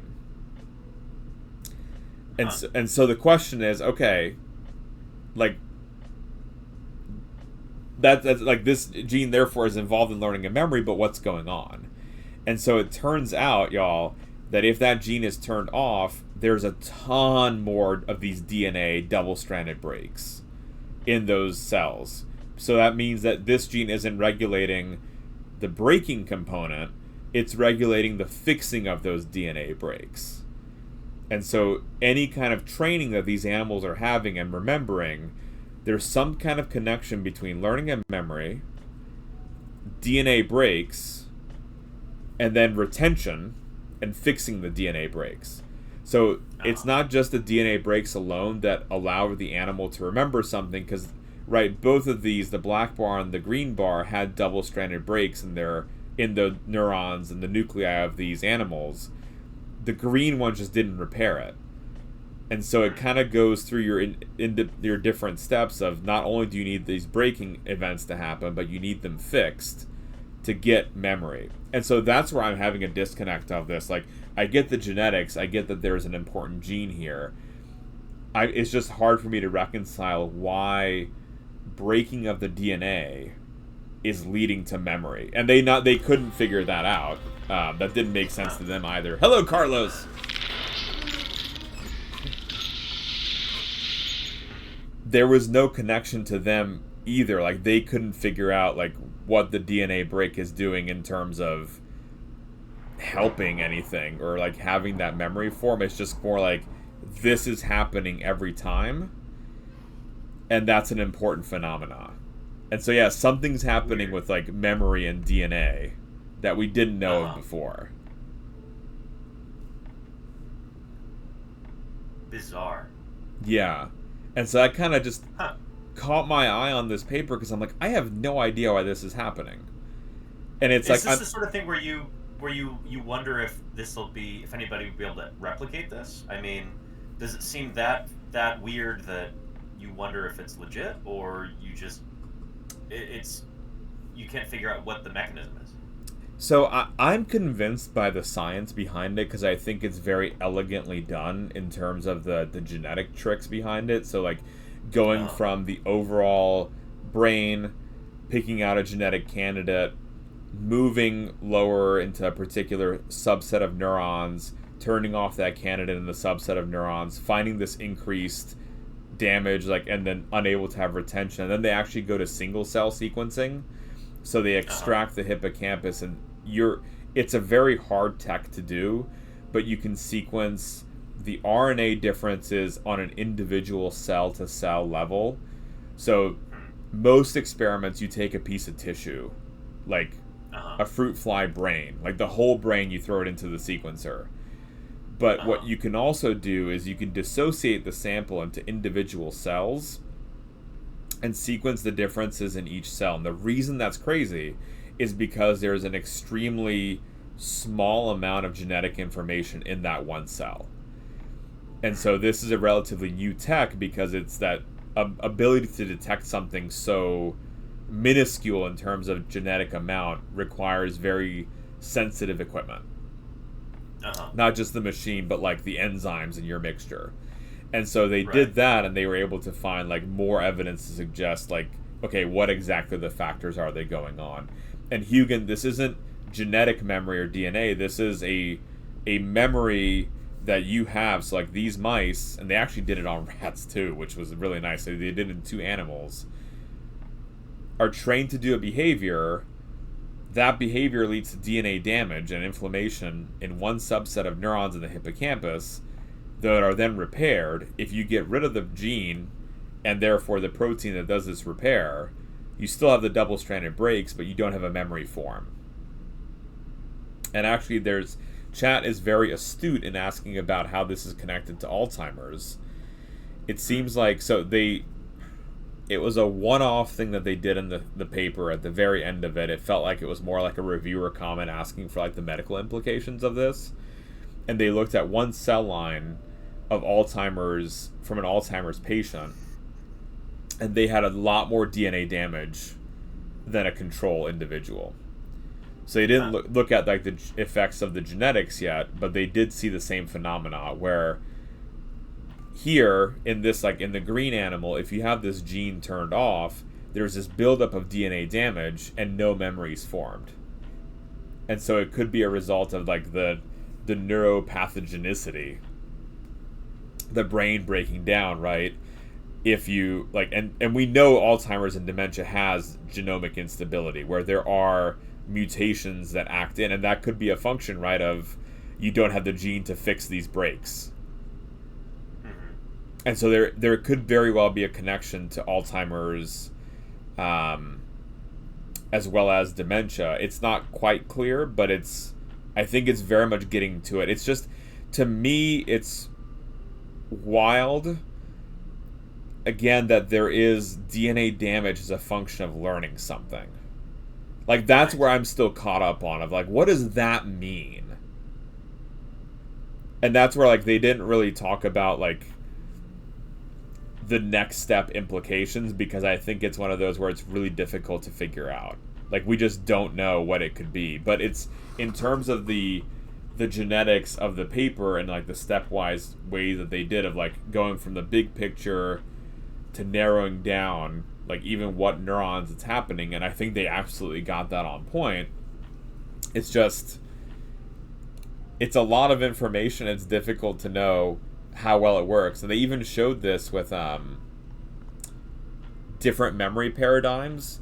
They like, so like Danny, maybe you'd be like, well, Belen, this is just if you're having smell, right? Because that's what they did in the beginning of the paper, odor with positive and negative, and what if we do something auditory?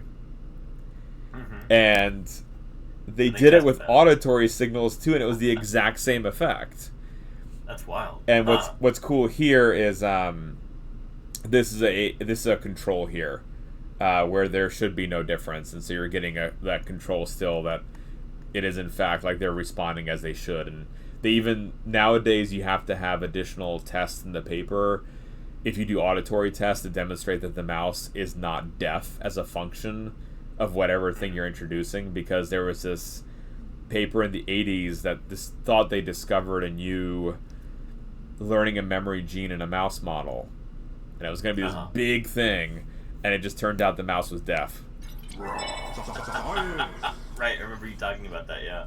And it's just because it turns out they're so inbred, and because they've got these strains of mice, y'all, that are studied now in a lab, were gotten from like pet shops.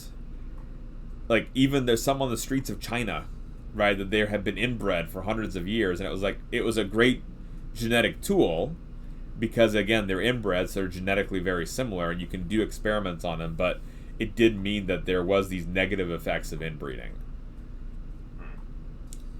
And K4, thank you for the follow. Welcome in.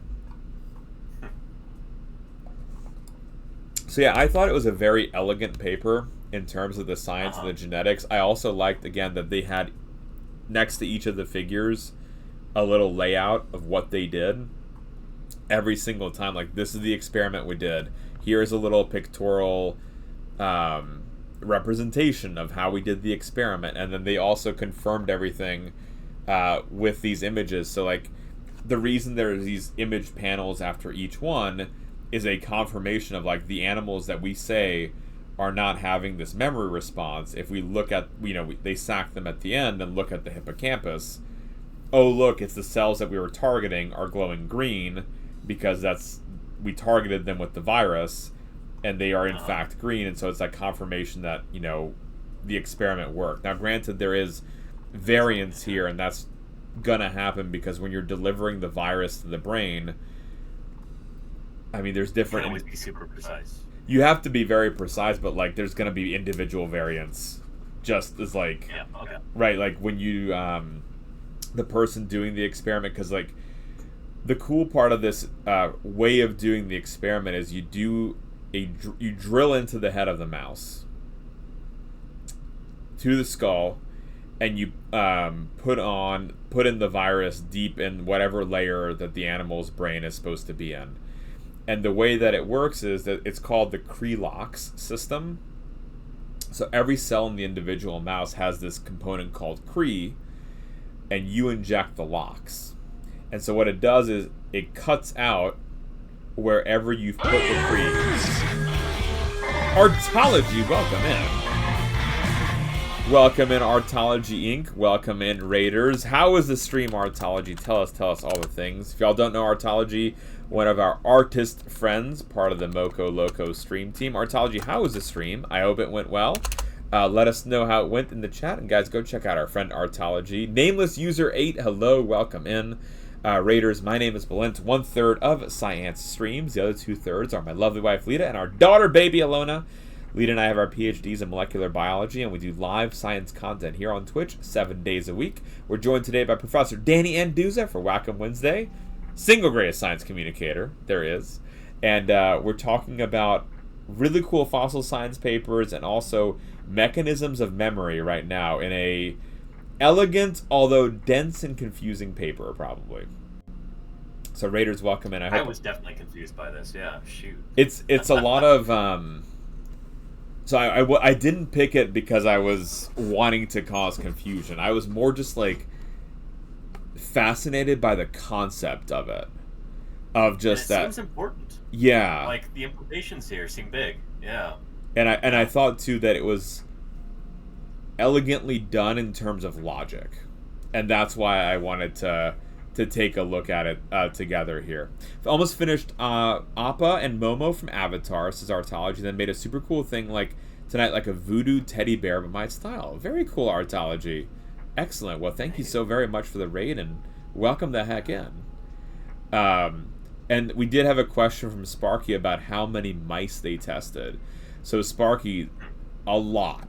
And the way you can actually tell each one of these figures, every dot represents an individual. And so that, I think, is really cool in how the data is represented, because you can get a replicate number just by looking at the figure. Like on this bar graph, we can actually go in and you can see, like, this, there's an individual here, here, here, here, and this is like measuring out. You can see each individual variance as well. It doesn't let you track looking at this data, like, this individual at the bottom here is the same individual the next time that it's tested. But it does at least let you see the individual variance at each time point and see if, if the reason your statistical effect is large is because one individual is driving it towards one direction. Are there outliers or not in the study? And so I think that's a neat way, Sparky, to be able to represent the data. I also just like the imaging too. I thought the imaging was very clean and easy to understand. And then, yeah, they did the sequencing of normal animals, and then the gene turned off that they identified, and did the comparison there. And they have this... interesting plot. It's called a Tisne plot. Tsne. It's basically a lot of statistical hoops that they jump through. But what's neat about it is it can cluster groups of cells that are similar. So it can cluster cells in the brain. Like the astrocytes, we know a lot of the features that they share, and you can cluster them together. So everything, let's say, for example, I'm not sure if it is here, but let's say this bubble here are all this type of astrocyte.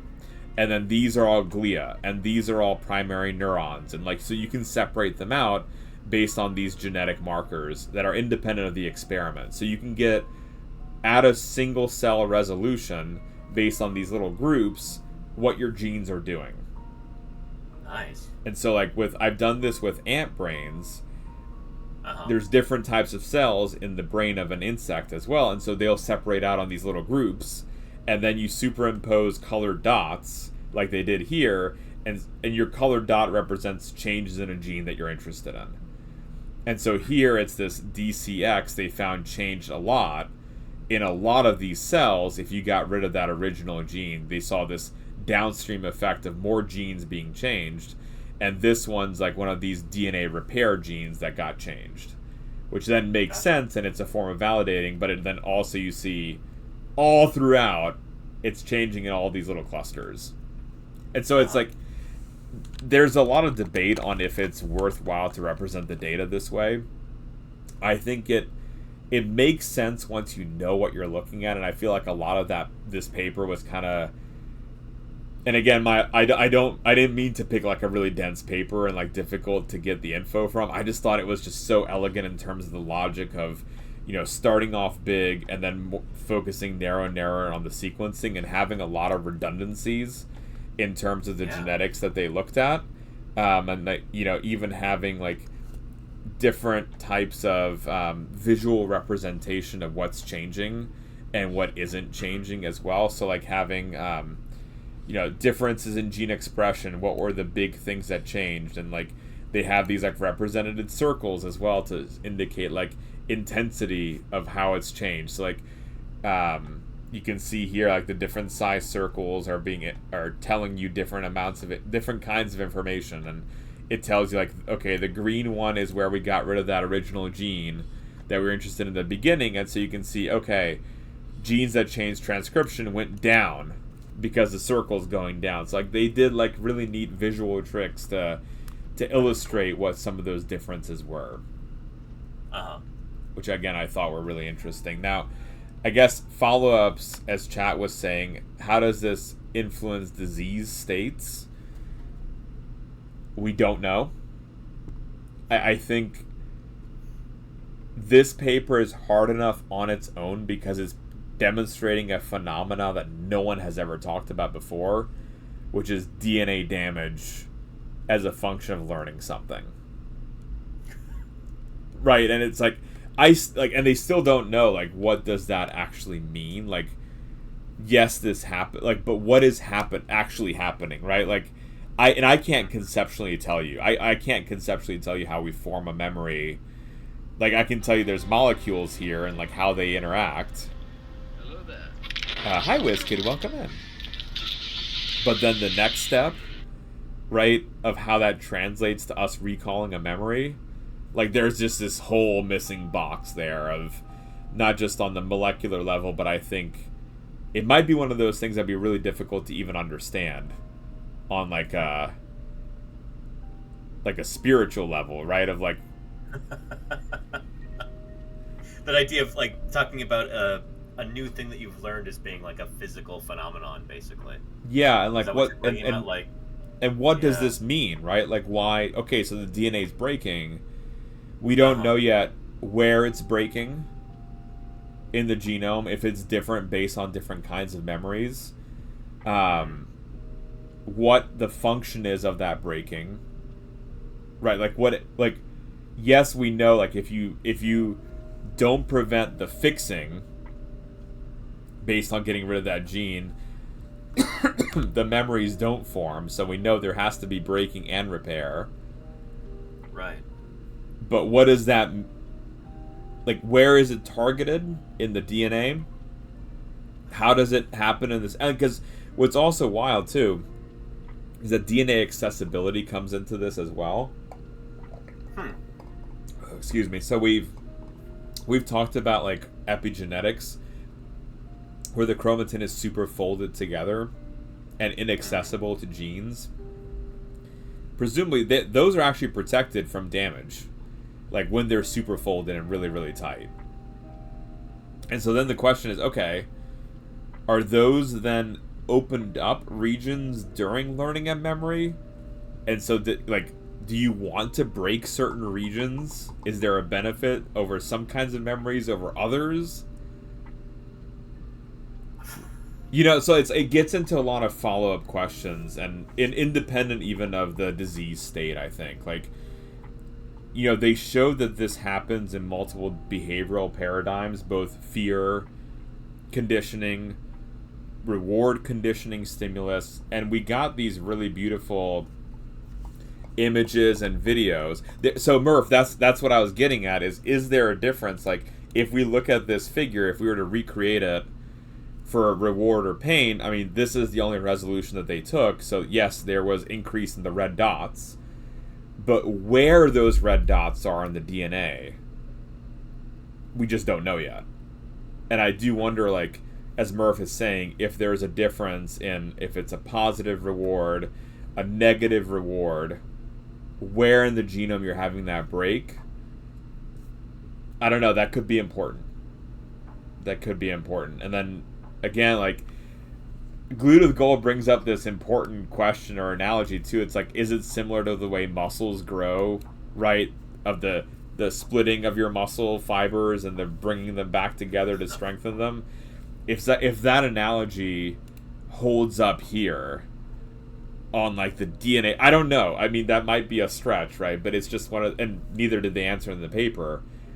But it's just really, really cool to think about of how these things might be connected. And I do not have an answer. It's just the fundamentals of the paper.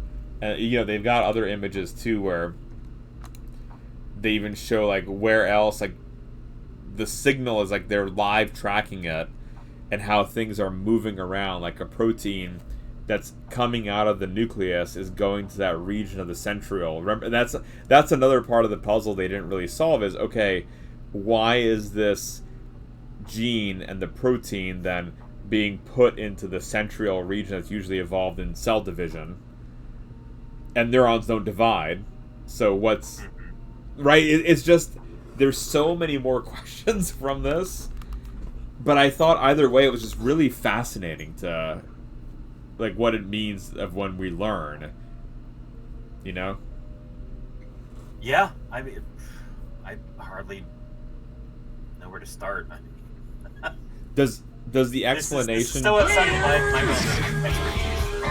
Yeah. Ask a Scientist Gaming. Welcome on in, Raiders. How was your stream, Ask a Scientist Gaming? What were y'all playing?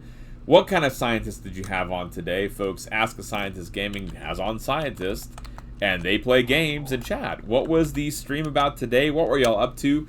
Tell us all the things. Samuel Animates, welcome in.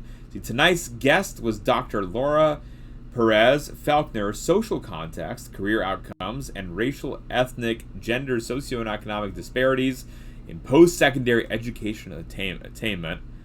Very nice. Playing Mario, Minecraft, and Narc. Ooh. Narc, that last game kind of sticks out there from that list. Very nice, y'all. Welcome the heck in. For the Raiders coming in, my name is Belent. I'm 1/3 of Science Streams. The other 2/3 are my lovely wife, Lita, and our daughter, baby, Alona. Lita and I have our PhDs in molecular biology, and we do live science content here on Twitch every day of the week. We're joined today by Professor Danny Anduza, paleontologist extraordinaire, and we're chatting fossil science, as well as a pretty crazy time learning a memory paper that's demonstrating if there is memory formation, there is DNA damage that happens. A wild idea. But it seems to hold up. I mean, shoot, I'm not a geneticist. I don't know anything about memory formation or anything like that either. I'm not a cognitive or neuroscientist, but from the way that you kind of walked us through it, I don't really have any strong objections to this. Like, I don't know. Yeah. I think they were very tempered in their interpretations. Like, I feel like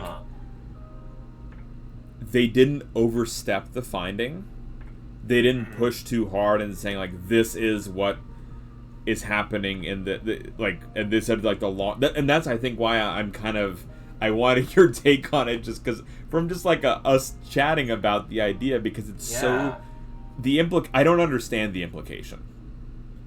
And what I'm curious about, because in talking about the implications of this, or talking about just the design of the study, I don't really have a lot to add to any of that stuff.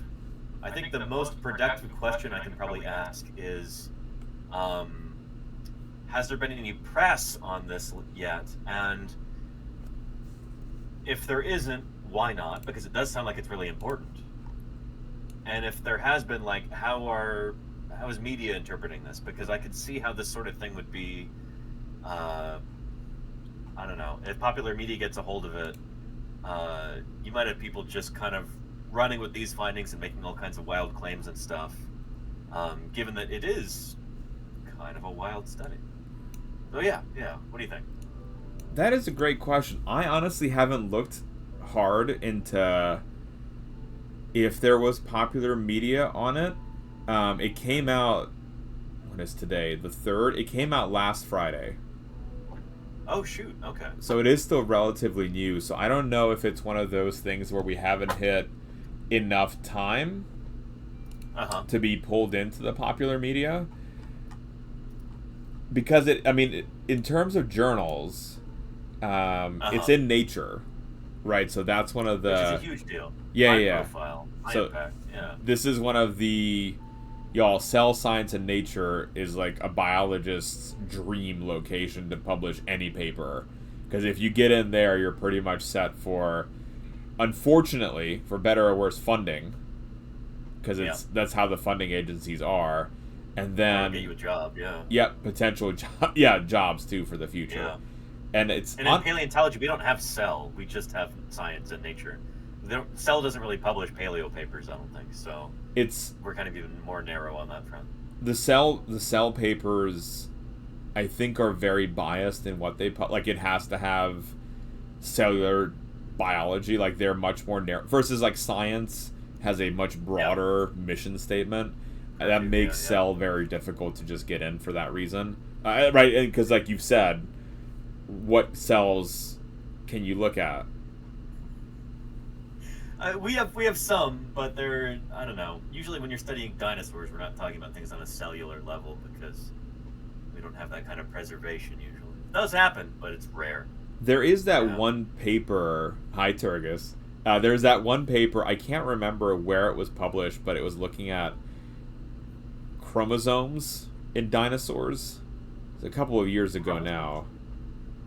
Huh. And would it have been one of Schweitzer's papers? Because I know there's some on proteins. I don't know if we ever got as granular as chromosomes, did we? Didn't get me, Turgus.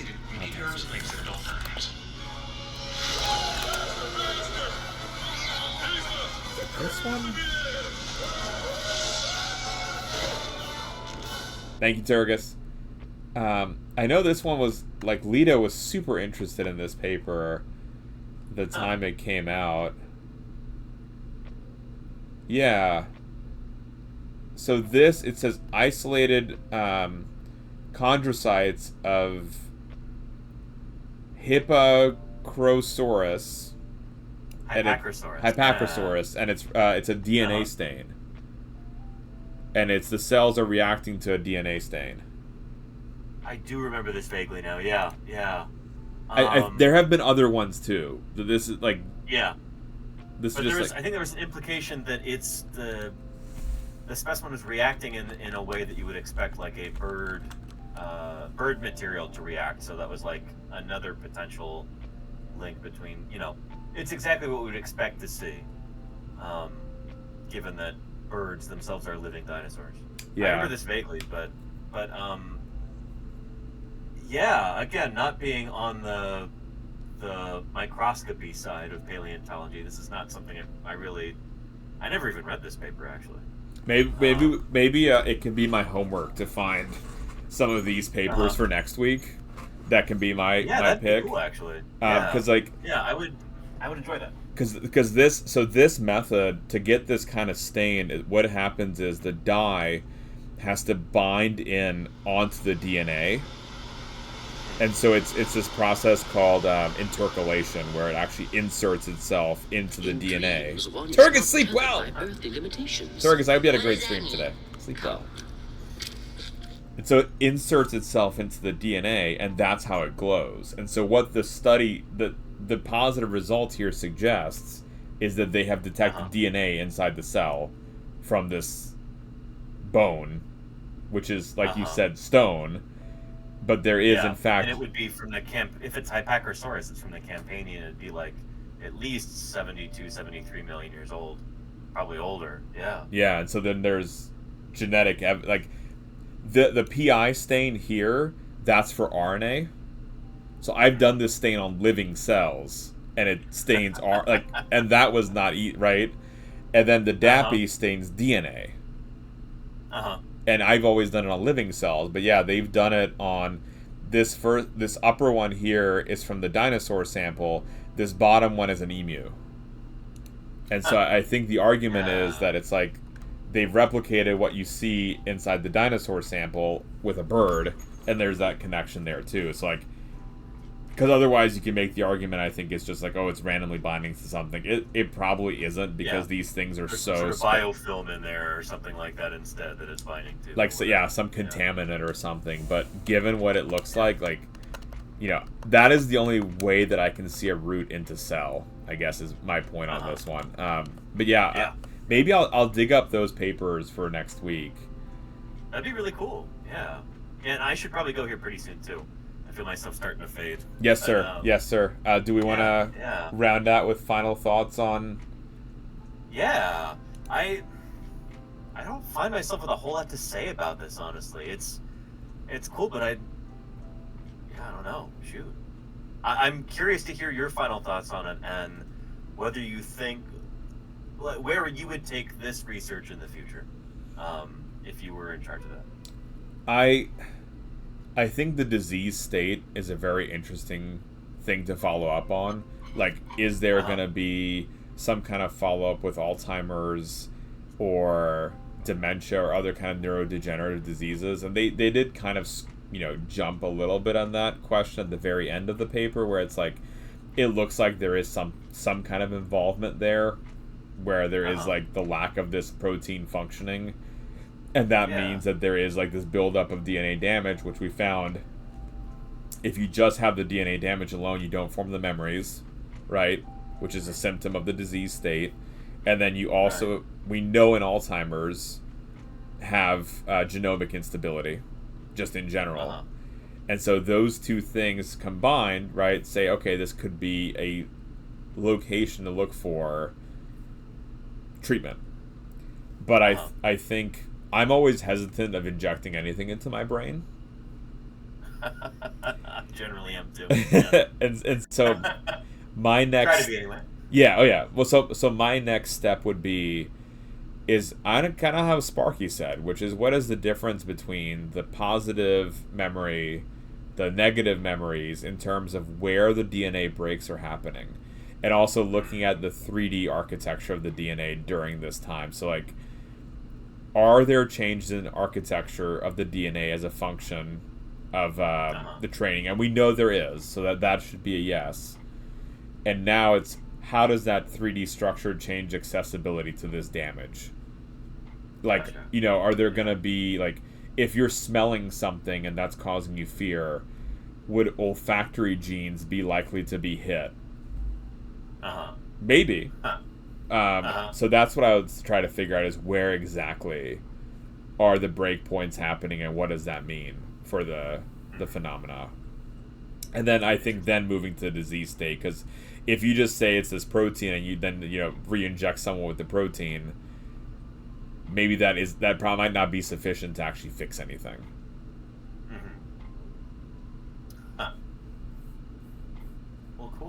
this is interesting stuff, and I appreciate you sharing it. Apologies that it was on the denser side. Again, I just thought like it had a nice that's logic, okay. you know, going from big to small, like in terms of the data, and then like Yeah.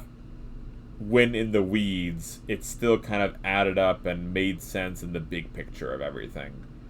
Where it was Yep. still like replicating the initial finding of, okay, the whole hippocampal mutant had DNA damage, no fixing it meant no memory. And even then, when they got down to like the individual neuron groups that they looked at, it was still the same effect. And so, you know, convincing me in that stepwise puzzle that, you know, that really is the phenomena that we think is going on. Neat That- stuff. I just thought it was like a very. It's rare that the logic of these papers like follows the logic that I would also do. I'm like, oh yeah, it makes total sense. So I thought it was very like nicely done.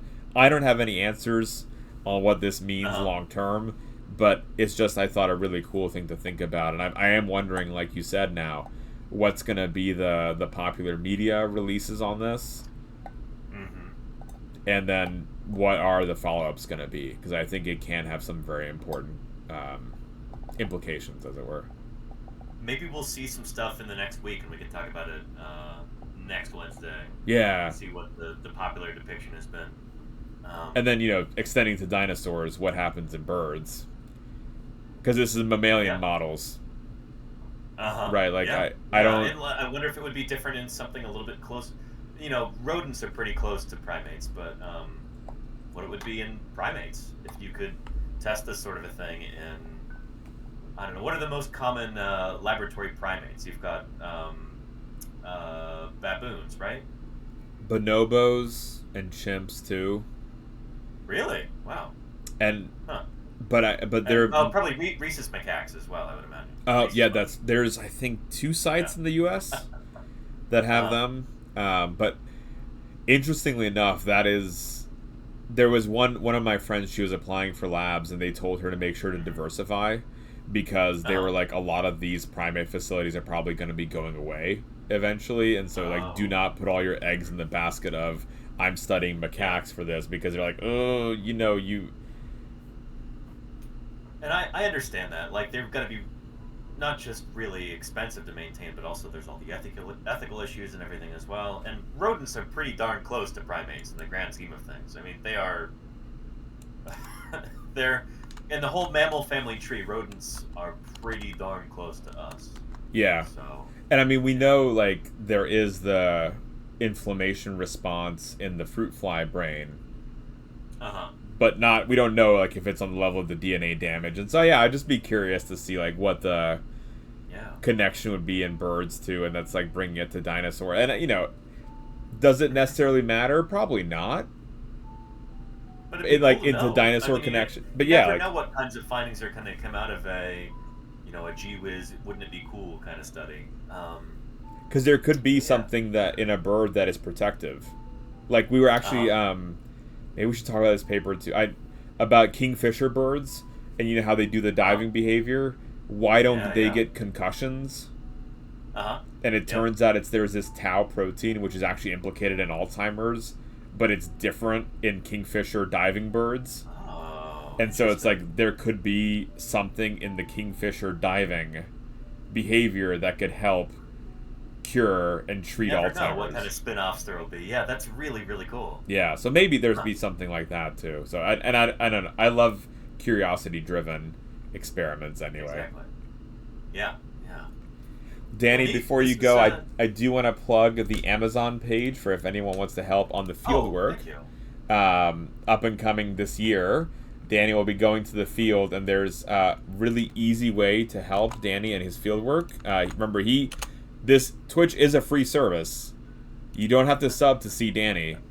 So it's never guaranteed that we're going to be able to make a living, but Danny does this full time. He's bringing science from the field to us here at home. Easy way to help, in addition to subscribing to Danny, is you can help him buy the equipment and help save during the going out into the field on all these different factors that are going to be there. So everything from folding tables, brooms, soap, portable chargers and power banks, right? Everything to help out our friend Danny, and these are going to be reusable too for future fieldwork uses. Pinned to the top of the channel. Using these for years into the future. Yeah. My favorite was when I asked you a few weeks ago, "What's the pencil for?" And you're just like writing stuff, man. What do you want? Yeah, we got to do that in the field. Pencils are good for doing quarry maps and stuff. Much better than pens because we can erase them. So yeah. So I wanted to make sure we get this plug in. But Danny, is there anything usual as well, like what's upcoming in the world of paleontologizing? Yeah. This is a short week for me. I'm taking Friday off to work on that Spinosaur manuscript. I need to get that submitted for publication before I leave for the field at the end of May. So yeah, tomorrow is the last stream of the week. Thursday Birds Day will be our last stream of this week. So, and we're going to be talking all about birds and how they evolved from dinosaurs tomorrow, as we do every Thursday. So that'll be fun. And there's really cool community sharing images as well on Thursday Birds Day people have taken to, and it's a really fun just community day too, of like sharing everyone else's love for birds and the connection to dinosaurs. And I mean that's every day on paleontologizing, but like especially on that day. So y'all, if you're not following Danny, please if you see the heart button right now, it means you have not been doing life right, and you want to correct that right now. Please drop him a follow. I mean, Danny is our inspiration here on Science Streams. I know he sees on his dashboard we shout him out every day, and we're just like, and I'm looking at the numbers. I'm like, when are we getting peak views so we can shout you out to make sure we're driving people over to support the science content? Because I'm not blowing smoke when I say without you, this would not have happened. You are the reason that science is on. You have added validity to science on Twitch. It is not just someone who is coming on here and spouting nonsense about COVID and conspiracy theories. It is a trained professional spreading a love of science and their knowledge, and that is groundbreaking as far as I'm concerned. It is. You are the best, my friend. That's all I gotta say. I'd say the very same thing about you and Lita. I don't know. I don't know if I would still be doing this here on Twitch if it weren't for you just providing this framework of I don't know. One person is not a community, obviously. So having you on here gives it this sense of legitimacy that I don't think there would be otherwise. When I talk to my colleagues about doing science outreach here on Twitch, some of them have never heard about Twitch. And I say, I've these friends who are molecular and systems biologists, and they're also streaming on Twitch, and they're doing this full time, and it provides that degree of legitimacy that would not exist otherwise. So I don't know. It takes a village, I guess. It totally does. Possibly the biggest part of that village. Without you, if it wasn't for that one-off random raid that brought me into your channel, where I was just like, this is and it rekindled my. I remember I'm like, I love dinosaurs, and it was like I remember you were like, I was like first time chat. You're like, oh hi, welcome in, and I did a 6-month sub, and you were like, what are you doing, man? We just met, and it was just that might be the first 6-month sub I've ever seen, actually. And I've never seen an ad in your stream, and because y'all I know it's hard. I know finances are hard. This can be considered a luxury item, but Danny is providing such an important service to the community at large. If anyone can, it's a price of a cup of coffee. I'll skip the Starbucks just to be able to go sub to Danny. I'll actually skip 5 Starbucks because I'm a proud tier 3 over there. Tier 3. Yeah.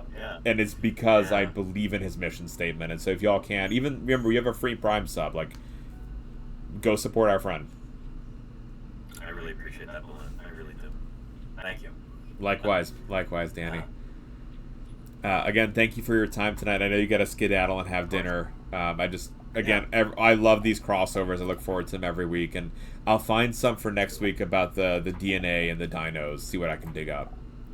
Looking forward to it. It's gonna be a lot of fun. All right. Thanks again, Balloon. Thank you, Danny. Have a great one. Bye, everybody. Take care. And guys, that was the lovely Professor Danny Anduza. Please go drop him a follow. Check out